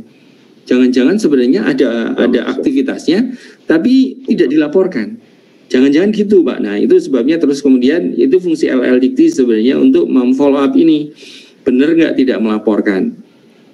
Pencariannya atau evaluasinya bisa diperlebar sampai di 500 ke bawah gitu ya Pak ya, 500 yang urutan terbawah itu kinerjanya ke bawah. Itu kemungkinan besar juga pendataannya buruk gitu. Pendataannya buruk. Saya kok nggak yakin bahwa itu kinerjanya buruk. Saya nggak yakin itu karena dosennya ada lah, pasti dosennya ada, lulusannya mahasiswanya ada dan lain sebagainya. Nggak mungkin nggak gitu Pak. Jadi itu yang perlu kita dorong lagi untuk melakukan pendataan sehingga komposisi klaster ini bisa berubah tahun depan. Termasuk di dalamnya data kerjasama Bapak dan Ibu. Nah, di klasterisasi seperti yang tadi saya sampaikan untuk Bapak dan Ibu besok ke depannya gitu ya. Kalau misalnya ingin membantu kami dalam memetakan lebih faktual, lebih aktual dalam kinerja perguruan tinggi dalam bidang kerjasama, ini yang perlu dicermati Bapak dan Ibu. Bahwa kerjasama perguruan tinggi itu bobotnya 8%, tahun depan disarankan. Kemarin sebenarnya Pak Dirjen ini kok kerjasama perguruan tinggi cuma 8%, bikin 15%. Kemarin Pak Dirjen sempat menyampaikan itu, tapi ternyata ketika melihat dalamnya, kita yakinkan ke beliau bahwa ini validitasnya masih meragukan, beliau setuju di 8%. Bahwa dan Ibu kita hanya melihat dokumen sebenarnya di laporan kerjasama itu. Berapa banyak dokumen yang sudah ditandatangani. Nah, Bapak dan Ibu, tadi Pak Jasmudi menyampaikan Ban PT akan melihat output-outcome-nya ya Pak Jasmudi ya, hasil dari kerjasamanya ya, outputnya ya. Cara yang paling gampang bagi kami di atas, proxy variabel yang kami gunakan untuk mengidentifikasi apakah kerjasama itu jalan atau tidak itu adalah dari lebih detail. Itu sebabnya bobotnya 40% Pak, dan MOU hanya 20%. Jadi kita inline sama kebijakan dari Ban PT ini. Kemudian dalam negeri 40%, luar negeri 60%, jenis mitranya, negara mitranya, kemudian bentuk mitranya kalau sesama perguruan tinggi 60%, non perguruan tinggi 40%. Dan yang di sebelah kanan kerjasama prodi Bapak dan Ibu, kalau masih sama dalam negeri luar negerinya komposisinya. Kemudian kalau kalau Bapak dan Ibu kerjasama dengan dunia usaha, dunia industri, ini sekali lagi ini inline dengan keinginan target kementerian untuk mendorong perguruan tinggi melahirkan lulusan yang kompeten. Ini studi kita kasih bobot 40%, sesama perguruan tinggi dan top 100 university itu 40%, kemudian NGO 20% Bapak dan Ibu. Ini adalah komposisi komposisi bobot dari kinerja kerjasama di dalam klasterisasi perguruan tinggi tahun 2020. Kemudian Bapak dan Ibu, itu pembukaannya panjang banget Pak Jasmudi. Nah sekarang kita istilahnya blessing in disguise Bapak dan Ibu. Per 31 Desember 2019 WHO mengumumkan COVID-19 dimulai dari Wuhan, China, spreading ke negara Eropa dan lain-lain sebagainya. Kemudian Indonesia sekarang fase 1 yang luar biasa. Yang terakhir kasusnya 200.000 ya Bapak dan Ibu ya. Kasus terakhir tadi pagi saya di-share sama teman saya, 200.000 cukup mengkhawatirkan Bapak dan Ibu, semoga kita semua dilindungi. Lalu apakah itu terus jadi alasan bagi kita untuk tidak lagi mohon izin, saya masih connect kan ya ini ya Bapak dan Ibu? Masih Pak, masih jelas, iya. Masih jelas suaranya. Pak Jasmudi freeze soalnya. Aman ya. Baik. Pandemi. Apakah pandemi itu berarti bahwa bapak-bapak dan ibu-ibu udahlah kita kerja aja sendiri, nggak usah kerjasama. Kami berpikirnya adalah justru saat ini bapak dan ibu-ibu melihat ke dalam dari hasil data yang tadi saya sampaikan tadi. fakta-fakta yang saya sampaikan tadi, insight yang saya sampaikan tadi, itu bahwa Bapak dan Ibu masih belum maksimal mengelola kerjasama di perguruan tingginya Bapak dan Ibu.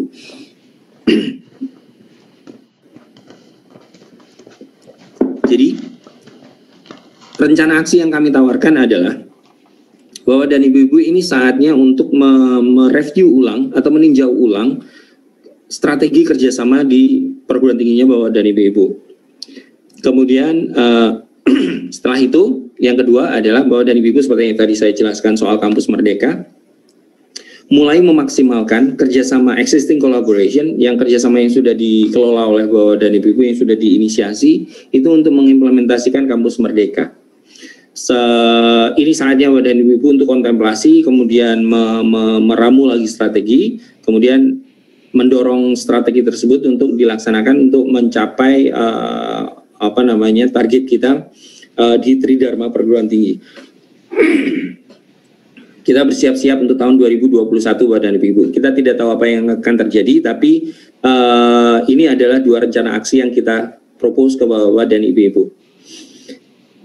Gimana caranya? Kita mulai lagi, kalau yang Bapak dan Ibu yang saat ini penelitiannya kurang, kita dorong, kemudian pengabdian masyarakatnya kita tingkatkan lagi, kemudian yang saat ini masih S2 belum S3 mulai lagi mempertimbangkan untuk S3 lagi, kita melanjutkan S3. Kemudian daripada kita meng-create kerjasama baru, Bapak dan Ibu buka lagi itu database MOU yang sudah dipetakan, disisihkan potensialnya di 6 bulan terakhir, 3 bulan sampai akhir tahun 2020 berapa MOU yang akan ditindaklanjuti untuk diturunkan menjadi kerjasama yang lebih detail. Kemudian yang ketiga, melaksanakan Kampus Merdeka dengan tanpa ada mobilitas Bapak dan Ibu atau mobility without movement dengan memanfaatkan teknologi pembelajaran atau online education. Ini strategi yang atau action plan yang kita tawarkan ke Bapak dan Ibu. Nah, terkait dengan yang nomor 2 Bapak dan Ibu. Yang tadi saya 2 kali menyampaikan, yang pertama reformatting strategi, collaboration strategi, yang kedua instead of bikin inisiasi baru, mari kita fokus untuk mengembangkan apa yang sudah kita jadikan komitmen dengan mitra-mitra kita.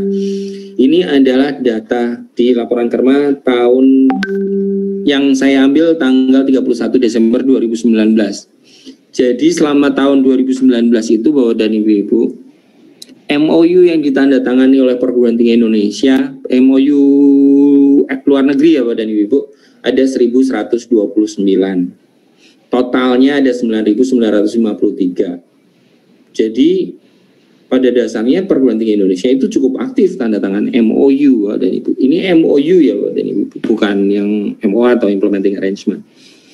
Kemudian perguruan tinggi yang melaporkan ada 246 dari 2.136, berarti 12%. Kemudian total partner perguruan tinggi luar negeri yang tanda tangan MOU dengan 246 perguruan tinggi itu ada 729. Data yang atas ini menunjukkan bahwa kita itu laku dari Ibu. Kita itu favorit. Lepas dari sekarang ada travel ban, 59 negara melarang orang Indonesia masuk ke negaranya karena COVID, tapi Indonesia itu populer.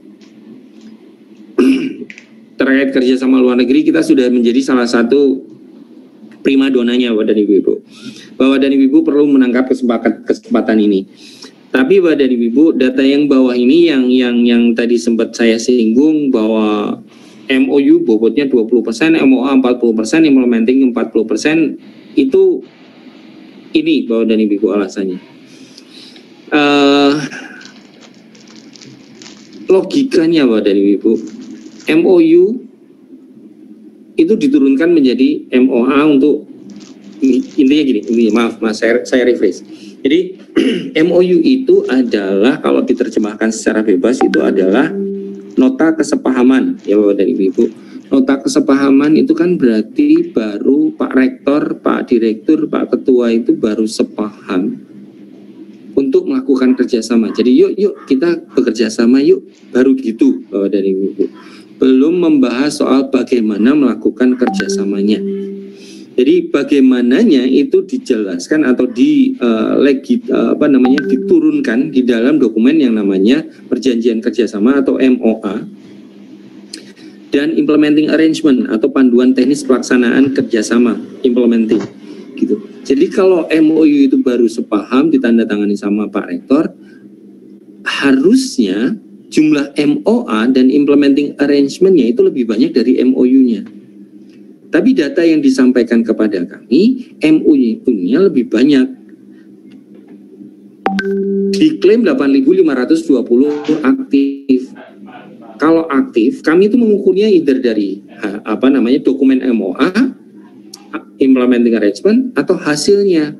Nah ini jumlahnya turun Bapak dan Ibu. Dan lagi hasilnya tidak dilaporkan. Itu yang tadi saya sampaikan kenapa bobot klasterisasi untuk indikator kerjasama itu tidak bisa dinaikkan ke 15. Karena ini overclaim Bapak dan Ibu. Bilangnya 8.520 dokumen MOU-nya aktif. Tapi kok hasilnya tidak dilaporkan. Tapi kok MOA dan implementing arrangement-nya sedikit. Mau dilihat dari sudut apapun, bottom up atau top down, tetap nggak make sense Bapak dan Ibu. Kalau Bapak dan Ibu argue bahwa MOU itu bisa dijadikan sebagai panduan kerjasama, oke, boleh. Laporkan hasilnya Bapak dan Ibu. Silakan dilaporkan. Walaupun dari konsepnya pun sebenarnya agak meragukan ya, MOU dijadikan acuan untuk menyelenggarakan teknis kerjasama. Bayangkan Pak Rektor duduk bersama dengan mitra Bapak dan Ibu di Prodi, kemudian penyelenggara kerjasamanya di sisi teknis duduk bersama dengan Pak Rektor, diskusi soal bagaimana teknis penyelenggaraan kredit transfer. Kayak Pak Rektor atau Bu Rektor atau Pak Direktur, Pak Bu Direktur ini tidak punya pekerjaan lain selain membahas teknis berapa kredit yang bisa ditempuh, apa saja mata kuliah yang bisa diambil, gitu kan nggak mungkin ya Bapak dan Ibu. Jadi ya kenapa seperti itu? Karena MOU biasanya tanda tangan Pak Rektor, MOA Implementing Arrangement yang tanda tangan adalah Pak Dekan, Kaprodi atau yang mendapatkan pendelegasian untuk menandatangani itu, yang sifatnya teknis. Jadi Pak Rektor akan habis waktunya kalau membahas soal kredit yang bisa diakui di sana segala macam, nggak cukup dilapori saja Pak Rektor terkait hal itu. Dan apakah Pak Rektor harus bertanggung jawab dengan menandatangani misalnya aneksnya atau lampiran dari MOU-nya? MOU itu bisa nggak ditandatangani, nggak akan dalam waktu dekat tidak akan bisa ditandatangani gitu dan Ibu. Jadi MOU sepaham dilaksanakan melalui MOA dan Implementing Arrangement. Nah, bentuknya idealnya adalah seperti ini Bapak dan Ibu. Tadi saya sempat menyampaikan kalau ada satu nota kesepahaman, berarti PKS-nya ada lebih dari satu. Kemudian juknis panduan karmanya ada lebih dari 2. Kira-kira seperti ini Bapak dan Ibu. Dan ini membutuhkan peran dari program studi. Jadi ini yang kedua kalinya saya menyampaikan bahwa program studi itu merupakan tulang punggung dari penyelenggaraan kerjasama di perguruan tinggi Bapak dan Ibu. Dan keberhasilan dari konsep kerjasama yang dikembangkan oleh pihak rektorat atau pimpinan perguruan tinggi, berdasarkan data yang saya punya itu belum secara maksimal dimanfaatkan oleh Prodi dan belum secara maksimal kalau memang itu sudah dimanfaatkan dilaporkan kepada pimpinan perguruan tinggi dan dilaporkan kepada Direktorat Jenderal Pendidikan Tinggi.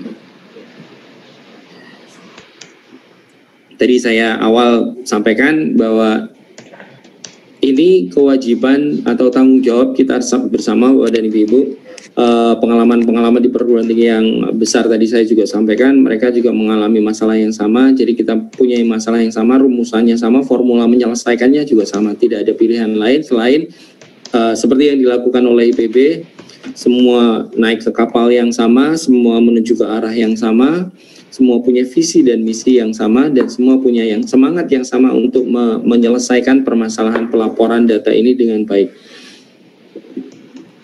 Saya izin melewati ini saja. Nah, Bapak dan Ibu, saya tadi beberapa kali membandingkan antara perguruan tinggi besar dan perguruan tinggi kecil, nggih. Jadi Bapak dan Ibu mungkin seperti yang kemarin di sesi yang kemarin itu protes gitu, komplain, masa kita harus jadi kayak ITB, masa kita harus jadi kayak UGM? Tentunya tidak, Bapak dan Ibu. Hasil dari pelaporan kerjasama itu semakin meyakinkan kami bahwa ketika Bapak dan Ibu memilih baju, antara saya sama Pak Imam, antara saya dengan Pak Jasmudi, itu seleranya satu pasti beda, ukurannya beda, kesenangan warnanya pasti beda. Kalau saya senang pakai kaos kemana-mana, Pak Jasmudi mungkin lebih senang pakai kemeja, kalau Pak Imam mungkin lebih senang pakai batik, kalau saya lebih senang pakai polo shirt. Maksud saya adalah bahwa satu konsep itu tidak mungkin berlaku untuk semua perguruan tinggi. Satu strategi kerjasama itu belum tentu bisa diaplikasikan ke perguruan tinggi yang lainnya. Jadi one size does not fit all. Satu baju belum tentu bisa dipakai oleh semua orang. Belum lagi kita bilang yang satu laki, yang satu perempuan, Bapak dan Ibu. Jadi mohon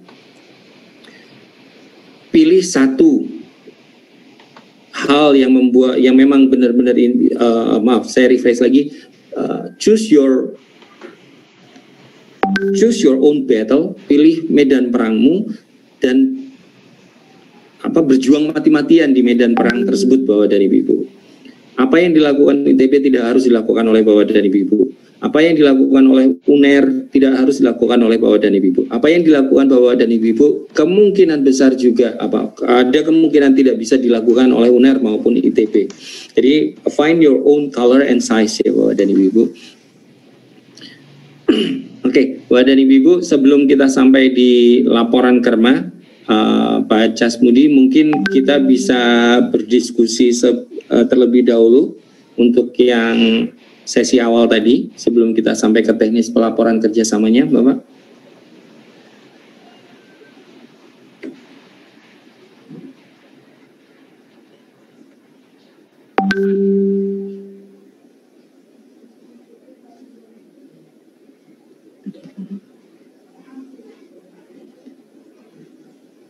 Masih ada suara. Pak Jasmudi.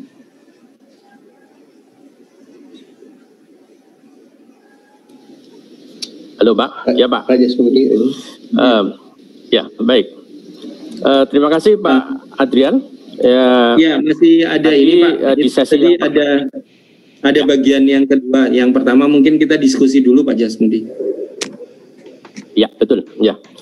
Jadi saya tanpa menyimpulkan Pak, tetapi secara simultan saja bahwa yang Bapak sampaikan itu dari ujung sampai ujung itu sesungguhnya semua poin-poin yang ada di borang akreditasi itu nampak dari sana.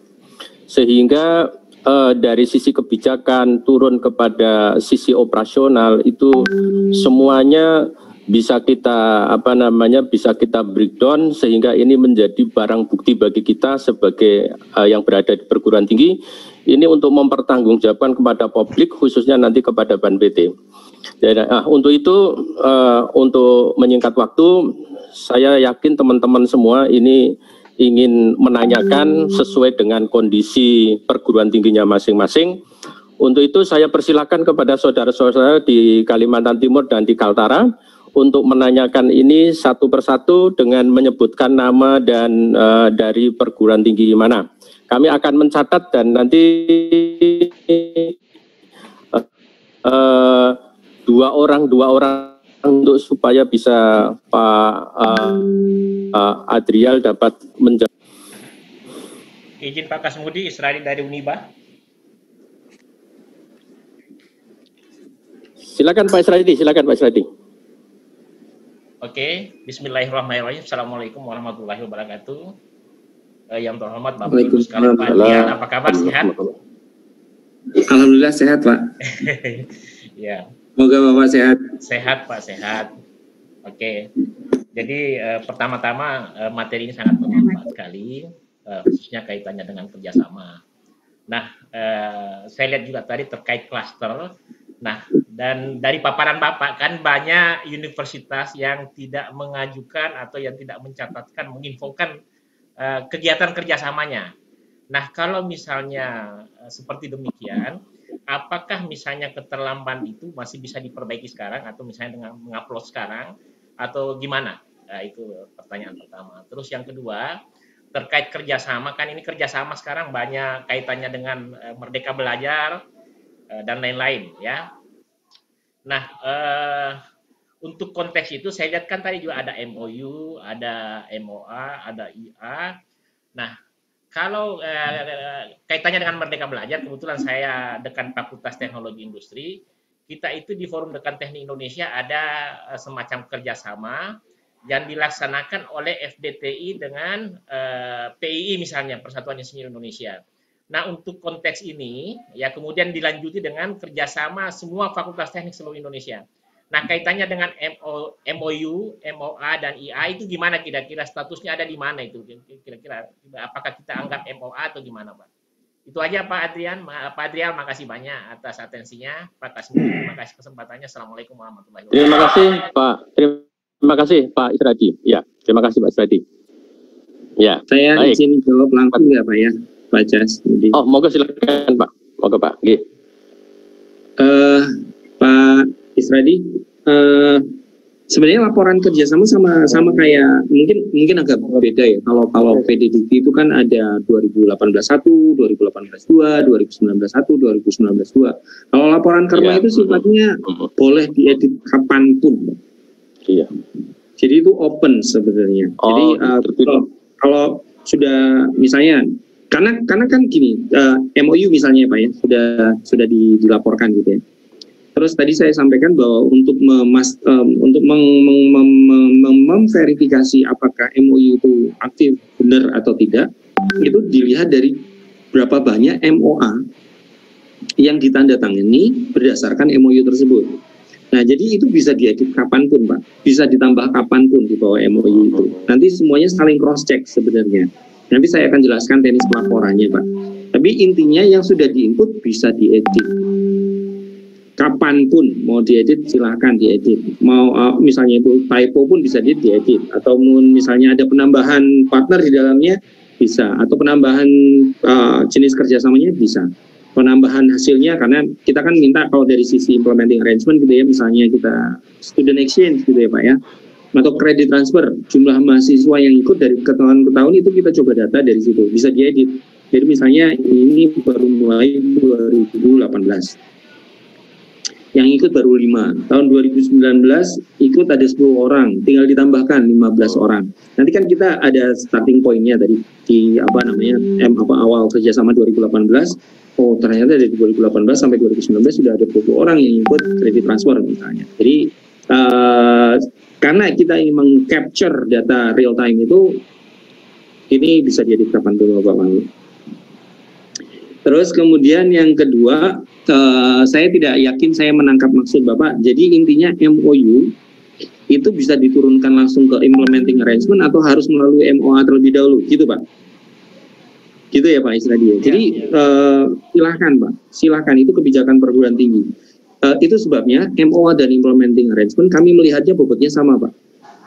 Karena MOA bisa digunakan sebagai implementing arrangement bisa treatmentnya juga sama aja kayak perjanjian kerjasama. Hanya masalah strukturnya saja, kemudian nomenklaturnya saja, penamaannya saja Pak. Tapi pada prinsipnya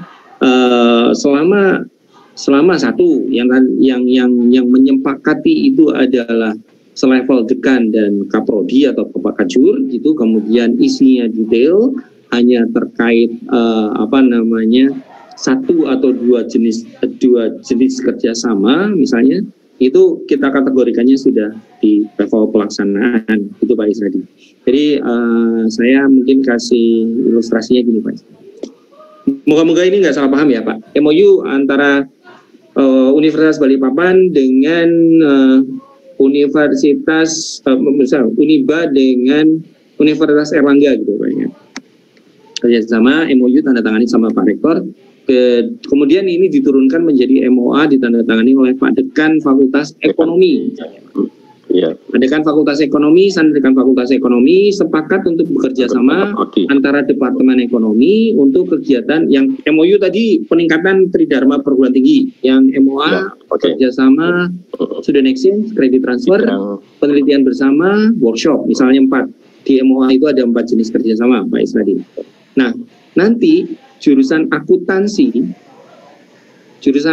bicara sama jurusan akuntansinya UNER untuk membahas implementing arrangement pelaksanaan student exchange saja. Terus detailnya dibahas seperti itu. Nah, apakah dari MOU bisa langsung ke membahas soal student exchange? Bisa. Bisa. Apakah itu namanya implementing arrangement atau MOA? Bisa MOA, bisa implementing arrangement. Silahkan. Bobotnya sama Pak, tapi agak absurd rasanya kalau MOU langsung dijadikan panduan tanpa ada teknis untuk melakukan student exchange. Itu pengalamannya ada Pak, satu perguruan tinggi di Semarang, pegangannya cuma MOU, dan ini yang cilakannya kerjasamanya itu sama Busan, Busan University, Yongsan University di Busan, Korea. Kerjasamanya serius Pak, joint degree, double degree Pak, serius banget itu joint degree, tapi dia nggak punya implementing arrangement Pak. MOU pegangannya, kita sudah punya MOU ya. Terus saya tanya, punya implementing arrangement-nya enggak? Kan sudah ada MOU, sudah diatur di MOU kok gini. Oke, kita lihat ya kalau gitu. Habis itu kita bicara sama mahasiswanya bilang gini Pak, mata kuliah yang diambil di sana berbeda dari mata kuliah yang ditawarkan ketika kami belum berangkat. Jadi perguruan tinggi yang sana itu terus akhirnya menyesuaikan sama kondisinya sendiri karena tidak ada kesepakatan implementing tadi Pak. Ya. Kalau kami melihatnya, kalau joint degree, double degree untuk melindungi anak-anak ini belajar benar apa yang mereka mau, Kampus Merdeka itu esensinya adalah mahasiswa belajar apa yang mereka butuhkan, betul ya Pak ya, supaya mereka lebih skillful gitu ya Pak ya. Dan ketika mereka, di sana aku bisa belajar, misalnya ini ilmu hukum ya, bisa belajar mitigasi, ilmu mitigasi, bukan. Kemarin dia yang paling kelihatan itu hukum adat Korea. Dia ingin belajar hukum adat Korea, tapi di sananya mengubah, itu kan anaknya rugi udah datang ke sana Pak, dan itu implementing arrangement-nya nggak ada. Itu berat banget Pak. Jadi tidak disepakati mata kuliah apa saja sejak awal. Jadi mereka pegangnya MOU itu kan perlu Pak, kalau joint degree perlu dibahas berapa kredit maksimum yang boleh diambil, satu. Kedua, mata kuliah apa saja yang boleh diambil di sana. Terus mata kuliah ini siapa yang ngajar segala macam, itu anak-anak harus dapat jaminan itu. Nah di sana nggak ada, itu terjadilah kemudian akhirnya kita tolak izin joint degree double degree-nya sampai sekarang belum dikeluarkan. Itu kenapa perlu diturunkan menjadi implementing. Moga-moga saya nggak salah paham Pak Isradi. Respon saya. Langsung MOA saja misalnya tanpa MOU gimana itu? Biasanya kita boleh banget Pak. Ya. Boleh banget. Seperti yang tadi saya bilang, tidak harus top down Pak. Pengalaman membuktikan bahwa tidak adanya data. Saya berkali-kali ngomong ini yang ketiga kali. Saya yakin sebenarnya itu dilakukan Pak, tapi tidak dilaporkan. Karena kerjasama semuanya adalah P2P Pak, biasanya Pak, mulainya. Saya misalnya Pak Isradi dulu di alma maternya gitu ya, pasti kontak ke profesornya yang lama Pak Isradi. Kontak dulu sama profesor yang lama, aku ada ini nih, ada dana hibah nih, kita kerja bareng. Nah, itu di IPB, ITB banyak banget Pak kayak gitu Pak. Sulit mendata itu. Tapi itu justru yang paling bermanfaat Pak sebenarnya Pak. Tapi kalau itu tidak di inventarisir segala macam kan repot Pak Isradi ya, kayak gitu. Tapi itu terjadi, bahkan mungkin di teknik itu paling banyak di teknik Pak, yang kayak gitu Pak. Paling banyak banget di teknik. Benar toh Pak Isradi, paling banyak di teknik karena P2P Pak kerjasamanya. Dan tidak harus ada MOU. beberapa perguruan tinggi Australia lebih senang implementing arrangement daripada MOU, Pak. Jepang juga seperti itu. MOU ngapain, implementing arrangement aja. Nanti kalau memang sudah benar-benar settled, kita angkat ke MOU. Benar ya Pak Isradi ya? Jadi kita nggak melarang, Pak. Itu kebijakan perguruan tinggi semuanya Pak Isradi. Kebijakan. Kalau kami lebih senang, lebih banyak implementing arrangement dan MOA daripada MOU. Ini laporan kerjasama ini sebenarnya sempat diprotes Pak Isradi sama rektor-rektor perguruan tinggi negeri. Seperti protes karena MOU-nya kan udah banyak itu Pak Isradi. Dan rektor-rektor itu kalau pamit ke luar negeri ke Pak Sesjen itu kan alasannya tanda tangan MOU Pak. Iya. Nah terus Pak Sesjen Pak Ainun melihat, loh ini MOU muda ratusan ini, ngapain lagi kamu ke sana? Dicoret, nggak boleh pergi, dicoret, nggak boleh pergi. Jadi apa namanya? At some point itu salah satu byproduct dari laporan Kerma itu adalah mencegah pemborosan uang negara. Itu sobat bercandanya kayak gitu Pak. Jadi apa namanya, kita lebih melihat implementing arrangement dan MOA sebagai apa namanya aspek yang perlu kita lihat secara objektif terkait penyelenggaraan kerjasama ini, Pak Jasmudi. Ya. Boleh bottom up, boleh top down. Ya. Sedikit Pak Tizal, tadi menyambung pertanyaan Pak Isradi tadi. Ya. Tadi di paparan Bapak di atas itu kan ada bobot. Kalau perguruan tinggi mengupload untuk MOU-nya, lalu ada MOA-nya, ada IA-nya, kan ada bobot masing-masing tuh. Nah, ketika kasusnya seperti disampaikan Pak Isradi tadi, misalnya tanpa MOU tetapi langsung MOA, itu berarti kan klaster di perguruan tinggi itu nilainya menjadi kurang kan Pak? Begitu Pak. Jadi penjelasannya bagaimana Pak Adrisan? Klasternya menjadi kurang gimana maksudnya Pak? Saya kok menangkapnya tadi di MOU, MOA dan IA itu kan punya apa bobot masing-masing gitu ya? Iya betul. Ya, iya. Nah dari bobot itu kalau sebuah perguruan tinggi memulainya dari MOA, tapi MOA dikumpulkan dulu, setelah fix baru nanti ada MOU. Berarti pada saat pelaporan, ketika di asesmen lewat apa klasterisasi, berarti kan nilainya perguruan tinggi itu menjadi tidak maksimal karena tidak dilakukan secara simultan. Itu tanggapan saya Pak Adrisal begitu. Mudah-mudahan saya tidak salah. Ini Pak, ini loh Pak. Iya. Ini kan? Betul. Jadi ini apa namanya? Yang ini adalah approach kami Pak.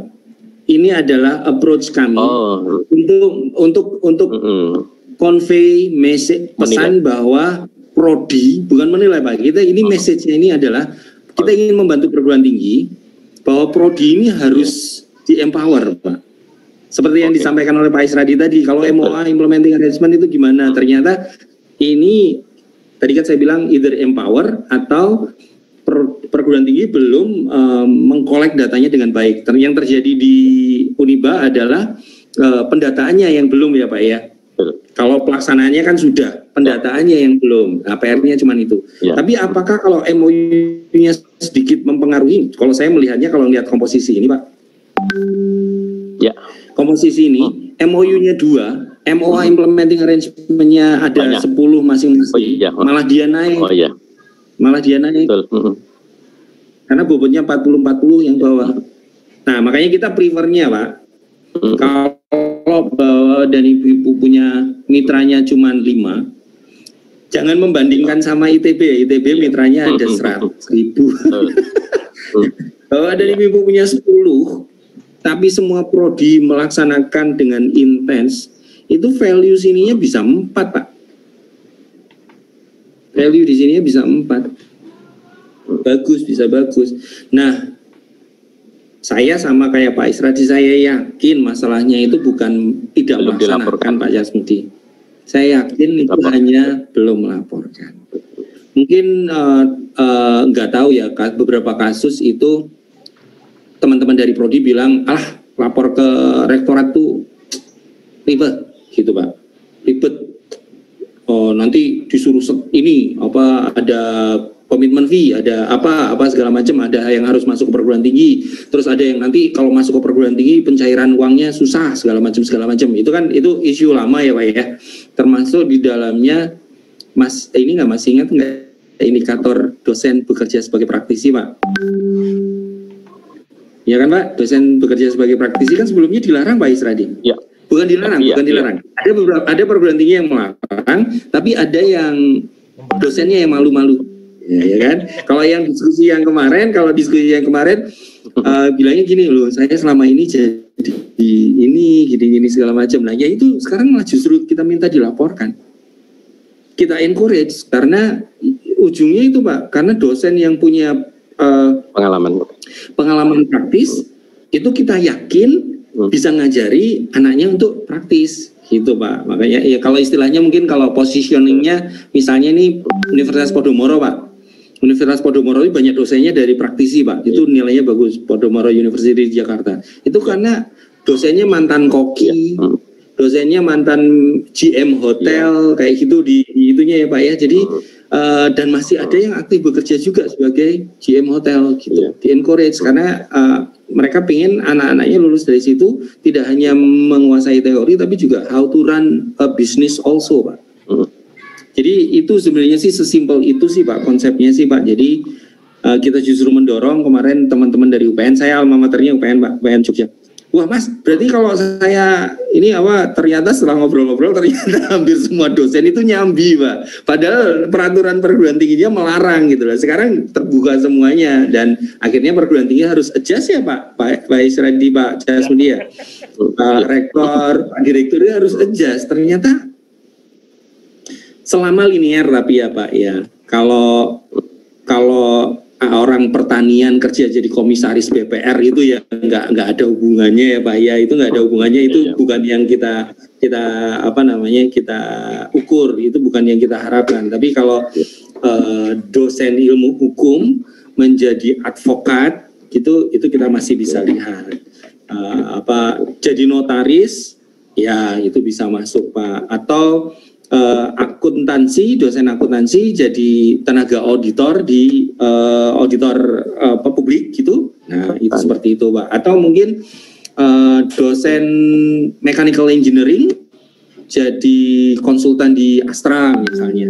Atau dosen welding dia juga nge-welding juga, bisa nge-welding. Jadi intinya kayak gitu sih, Pak, sebenarnya. Tapi itu kalau tidak dilaporkan kan kita tidak punya gambarannya gitu. Jadi Pak Mas Menteri bisa bilang, oh ternyata perguruan tinggi itu teori tok gitu. Padahal enggak, sebenarnya kita juga bekerja di luar itu. Tapi alasannya mungkin beda. Kemarin yang di sesi kemarin Pak Jasmudi, Bapak saya lupa yang menyampaikan siapa. Saya nyambi, Mas, soalnya kalau nggak nyambi duitnya nggak cukup. Terus saya bilang kayak gini, yakin Pak? Itu masalah duit. Saya yakin manfaat buat Bapak nggak duit, Pak.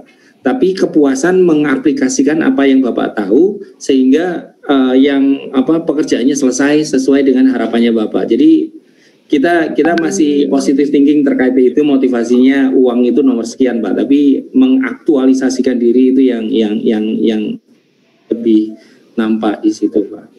Gitu, Pak. Terima kasih, Pak. Mantap. Terima kasih, Pak. Ya, terima kasih. Ya, terima kasih. Pak Isradi, cukup ya, Pak Isradi? Cukup, mantap. Makasih banyak, Pak Adriel. Baik, terima kasih. Terima kasih, Pak. Ya, Pak Isradi. Baik, lanjut Bapak Ibu sekalian yang ingin bertanya. Silakan Bapak Ibu. Dengan Adi, Pak. Oh, Mas Adi, silakan Mas Adi. Teknik Murni Internasional, Pak. Balikpapan. Iya. Oke, Mas Adi silakan. Terima kasih Pak Adriel yang sudah mempresentasikan tadi, merepresentasikan lagi ketika di Banjarmasin kemarin. Di Banjarbaru saya juga pernah menerima ini, tapi ternyata masih kurang juga ilmu ini dan mendapatkan arah-arahan lagi juga. Baik, Bapak, ini berkaitan nanti mungkin itu di sesi kedua juga saya ingin menanyakan juga berkaitan dengan website kita satu itu. Yang kedua, Pak, ini sering kita mendengar terkadang dari beberapa petinggi-petinggi kita harus ada SPK segala macam. SPK ini apakah memang bagian dari IA apa seperti apa? Ini yang pertama, Pak. Yang kedua, MOA sama MOU ini yang tadi yang Bapak jelaskan tadi memiliki bobot dan nilai tertentu. Apakah pertanyaannya, Pak, untuk penilaian ini pelaksanaan MOU sama MOA itu dan juga IA ini per periode Pak. Memang jujur di kita ini banyak yang tidak terekam Pak kegiatannya. Jadi perekamannya seperti apa ini kita yang masih ambigu begitu terhadap itu. Karena memang kalau kita lihat di pelaporan kerjasama kita memang bentuk laporan, misalnya saya mengerjakan laporan tentang bahwa kami mengerjakan seminar begitu dengan kampus lain begitu bersama-sama. Akhirnya bukti kami mengerjakan itu apakah ada Pak kira-kira tempat nanti Pak di website kita begitu semacam foto Pak atau berita acara kah pengerjaannya di situ Pak yang mungkin yang nanti kaitannya dengan SPK nanti di website kita. Yang paling utama Pak yang ingin saya konfirmasi ulang bahwasanya untuk kerjasama kita apakah memang ada batasan tertentu Pak dalam hal kalau dulu Bapak sudah memberikan 22 kerjasama bentuk ada segala macam begitu, bahkan terakhir kami ada di Balikpapan juga kemarin, bahkan saya direktur apa kemarin saya lupa nama beliau, bahkan sudah berkembang lagi kita bentuk-bentuk kerjasama itu lebih detail lagi ke arah sana. Nah, saya pengennya ke industri dalam negeri Pak, berkenaan dengan persyaratan tertentu dalam hal MOU ataupun MOA bentuknya Pak.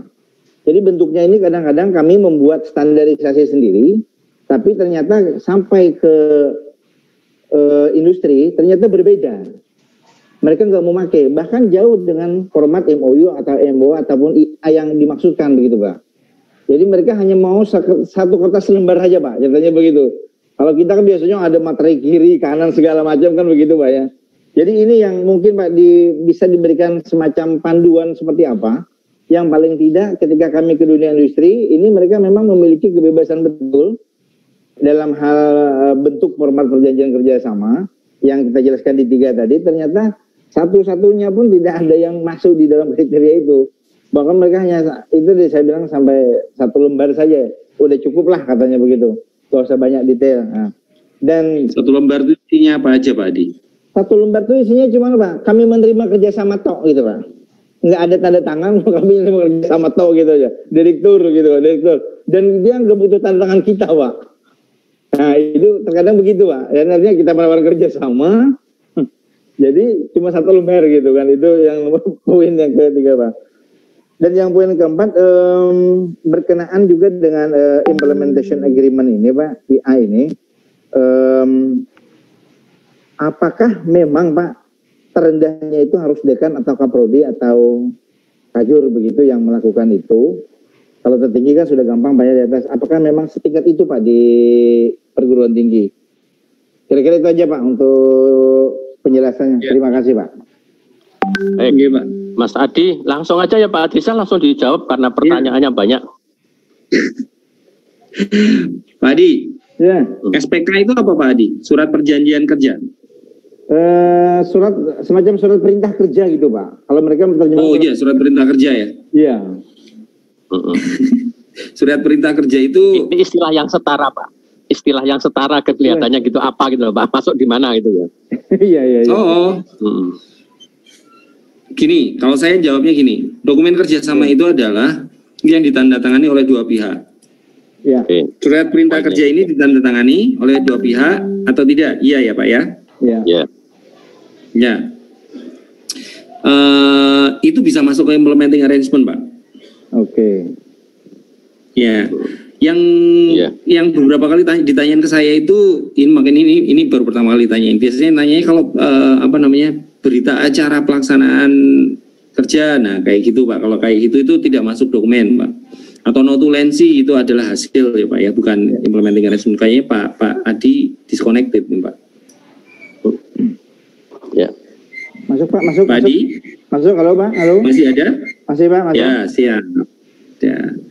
Ya, SPK nanti dicermati lagi ya Pak, kalau itu mengatur soal satu jenis kerjasama atau beberapa jenis kerjasama periode tertentu, itu bisa masuk ke implementing arrangement. Beberapa implementing arrangement itu bahkan hanya berlaku 1 kali kegiatan Pak. Letter of intent misalnya. 1 1 kali kegiatan. Nah, ini menjawab kemudian masalah format tadi Pak dengan dunia industri. Kalau gitu caranya Pak, Bapak setiap cycle, setiap periode bikin dokumen itu Pak. Waduh. Ya, jadi per periode bukan dibikin continue karena gini Pak, seperti yang tadi dijelaskan ke Pak Isradi juga. Jadi ada beberapa mitra itu yang lebih seneng hal-hal teknis terlebih dahulu aja sampai kredensialnya terbangun, sampai portfolionya terbangun, baru diajak serius. Jadi nanti entry point-nya adalah kan kita udah kerja sama 5 tahun nih, dibikin settle aja. Ini keuntunganmu lebih gini misalnya ya Pak. Saya tidak ahli dalam hal teknis seperti itu. Yang bisa menyelesaikan masalahnya Pak Adi adalah sesama perguruan tinggi yang sudah jago. Makanya nanti mungkin difasilitasi oleh teman-teman di LLDT untuk sharing best practice Pak terkait hal ini, termasuk di dalamnya formatnya. Tapi yang saya tangkap dari apa yang dilakukan teman-teman yang lain itu adalah kalau emang tuntutannya seperti itu dibikin per kegiatan Pak, per kegiatan per anak misalnya kloternya, misalnya dengan industri ini kegiatannya apa, misalnya magang Pak Adi, magang. Tahun ini Pak Adi mau memasukkan 6 mahasiswa. Dorong aja di 1 lembar ini kegiatan ini mahasiswa ini hanya apa segala macam 1 lembar, mereka 1 lembar dah hanya untuk 1 itu dilaporkan poinnya 40%. Terus nanti dilaporkan lagi dengan mitra yang sama implementing arrangement segala macam SPK tadi atau yang 1 lembar tadi 40% lagi gitu. Jadi dibikin per kloter aja Pak, enggak apa-apa. Emang agak repot, tapi kan bayangkan Pak kalau Bapak mau cuculan aja, cuculan itu apa ya? Cuculan. Lepas-lepasan aja, tanpa ikatan, tanpa ikatan. Nanti anak-anaknya nggak terlindungi Pak. Kesepakatan soal jam kerja. Misalnya, yang namanya magang kan cuman ya segitu ya Pak. Kalau di luar negeri itu maksimum 42 jam gitu ya. Dalam 1 minggu. Kalau exit itu namanya sudah full time dan itu harus digaji penuh. Itu kan harus diatur Pak Adi. Hal-hal seperti itu kalau mereka nggak mau tanda tangan, setidaknya mereka tahu bahwa ini yang diminta oleh Pak Adi untuk melindungi anak-anak ini supaya tidak ditangkap sama Kemenaker karena trafficking misalnya, itu nggih Pak ya. Tapi itu didorong 1 per kloter. Yang saya sarankan itu SPK, kemudian format, bukti. Dan per periode terjawab otomatis ya Pak ya. Per periode bukti. Pak, kami tidak membutuhkan bukti itu Pak. Itu cukup Bapak mendokumentasikan. Jadi nanti ketika LLDikti tidak yakin dengan data yang diinput sama Pak Adi di laporan Kerma, tinggal datang ke temannya Pak Adi untuk mengklarifikasi. Karena kan kita nggak mau meriksa ininya Pak. Ini kan bukan audit ya Pak ya. Kami tidak mau ngerepotin Pak Adi juga untuk secara merasa terobligated untuk melakukan itu. Kami dari sisi infrastruktur juga kami terbatas Pak Adi. Kalau Bapak mengupload 1 dokumen 300 kilobyte, ada berapa dokumen yang diupload, server kami, storage kami bisa habis-habisan ya, pakai banyak banget Pak. Dan kami melayani 2000-an perguruan tinggi yang secara simultan mengisi itu. Kalau isinya dokumen-dokumen scan, belum tentu kami baca juga Pak. Tapi kalau data yang numerik tadi, itu bisa kita olah, kita bisa jadikan kajian Pak. Tapi kalau foto-foto itu nggak bisa kita jadikan kajian. Pertimbangannya itu sebabnya kami tidak meminta Pak Adi untuk mengupload apapun. Kita percaya Pak Adi akan melaporkan yang memang terjadi. Kalau nggak dilaporkan yang terjadi, nanti yang bertindak Pak Imam dan jajarannya. Bukan saya. Kalau kami yang penting datanya ada, itu sudah good enough. That's good enough. Kemudian periode laporannya kami PD Dikti, Pangkalan Data Pendidikan Tinggi itu kalau berdasarkan pasal 56 UU Pendidikan Tinggi itu sifatnya berkembang ke arah yang lebih baik Pak Adi. Jadi saat ini kami hanya mengcapture hasil secara keseluruhan dari 1 kerjasama itu. Tidak per periode. Misalnya magang gitu ya. Sudah ditandatangani sejak 2018 sampai 2020, kita pingin akumulasinya saja. Kita pingin akumulasinya pokoknya magang ini jalan benar atau enggak, terus jumlahnya mahasiswa yang ikut magang berapa, udah gitu doang. Terus prodi yang terlibat apa, itu aja Pak. Periodenya masih tidak terlalu relevan itu saat ini.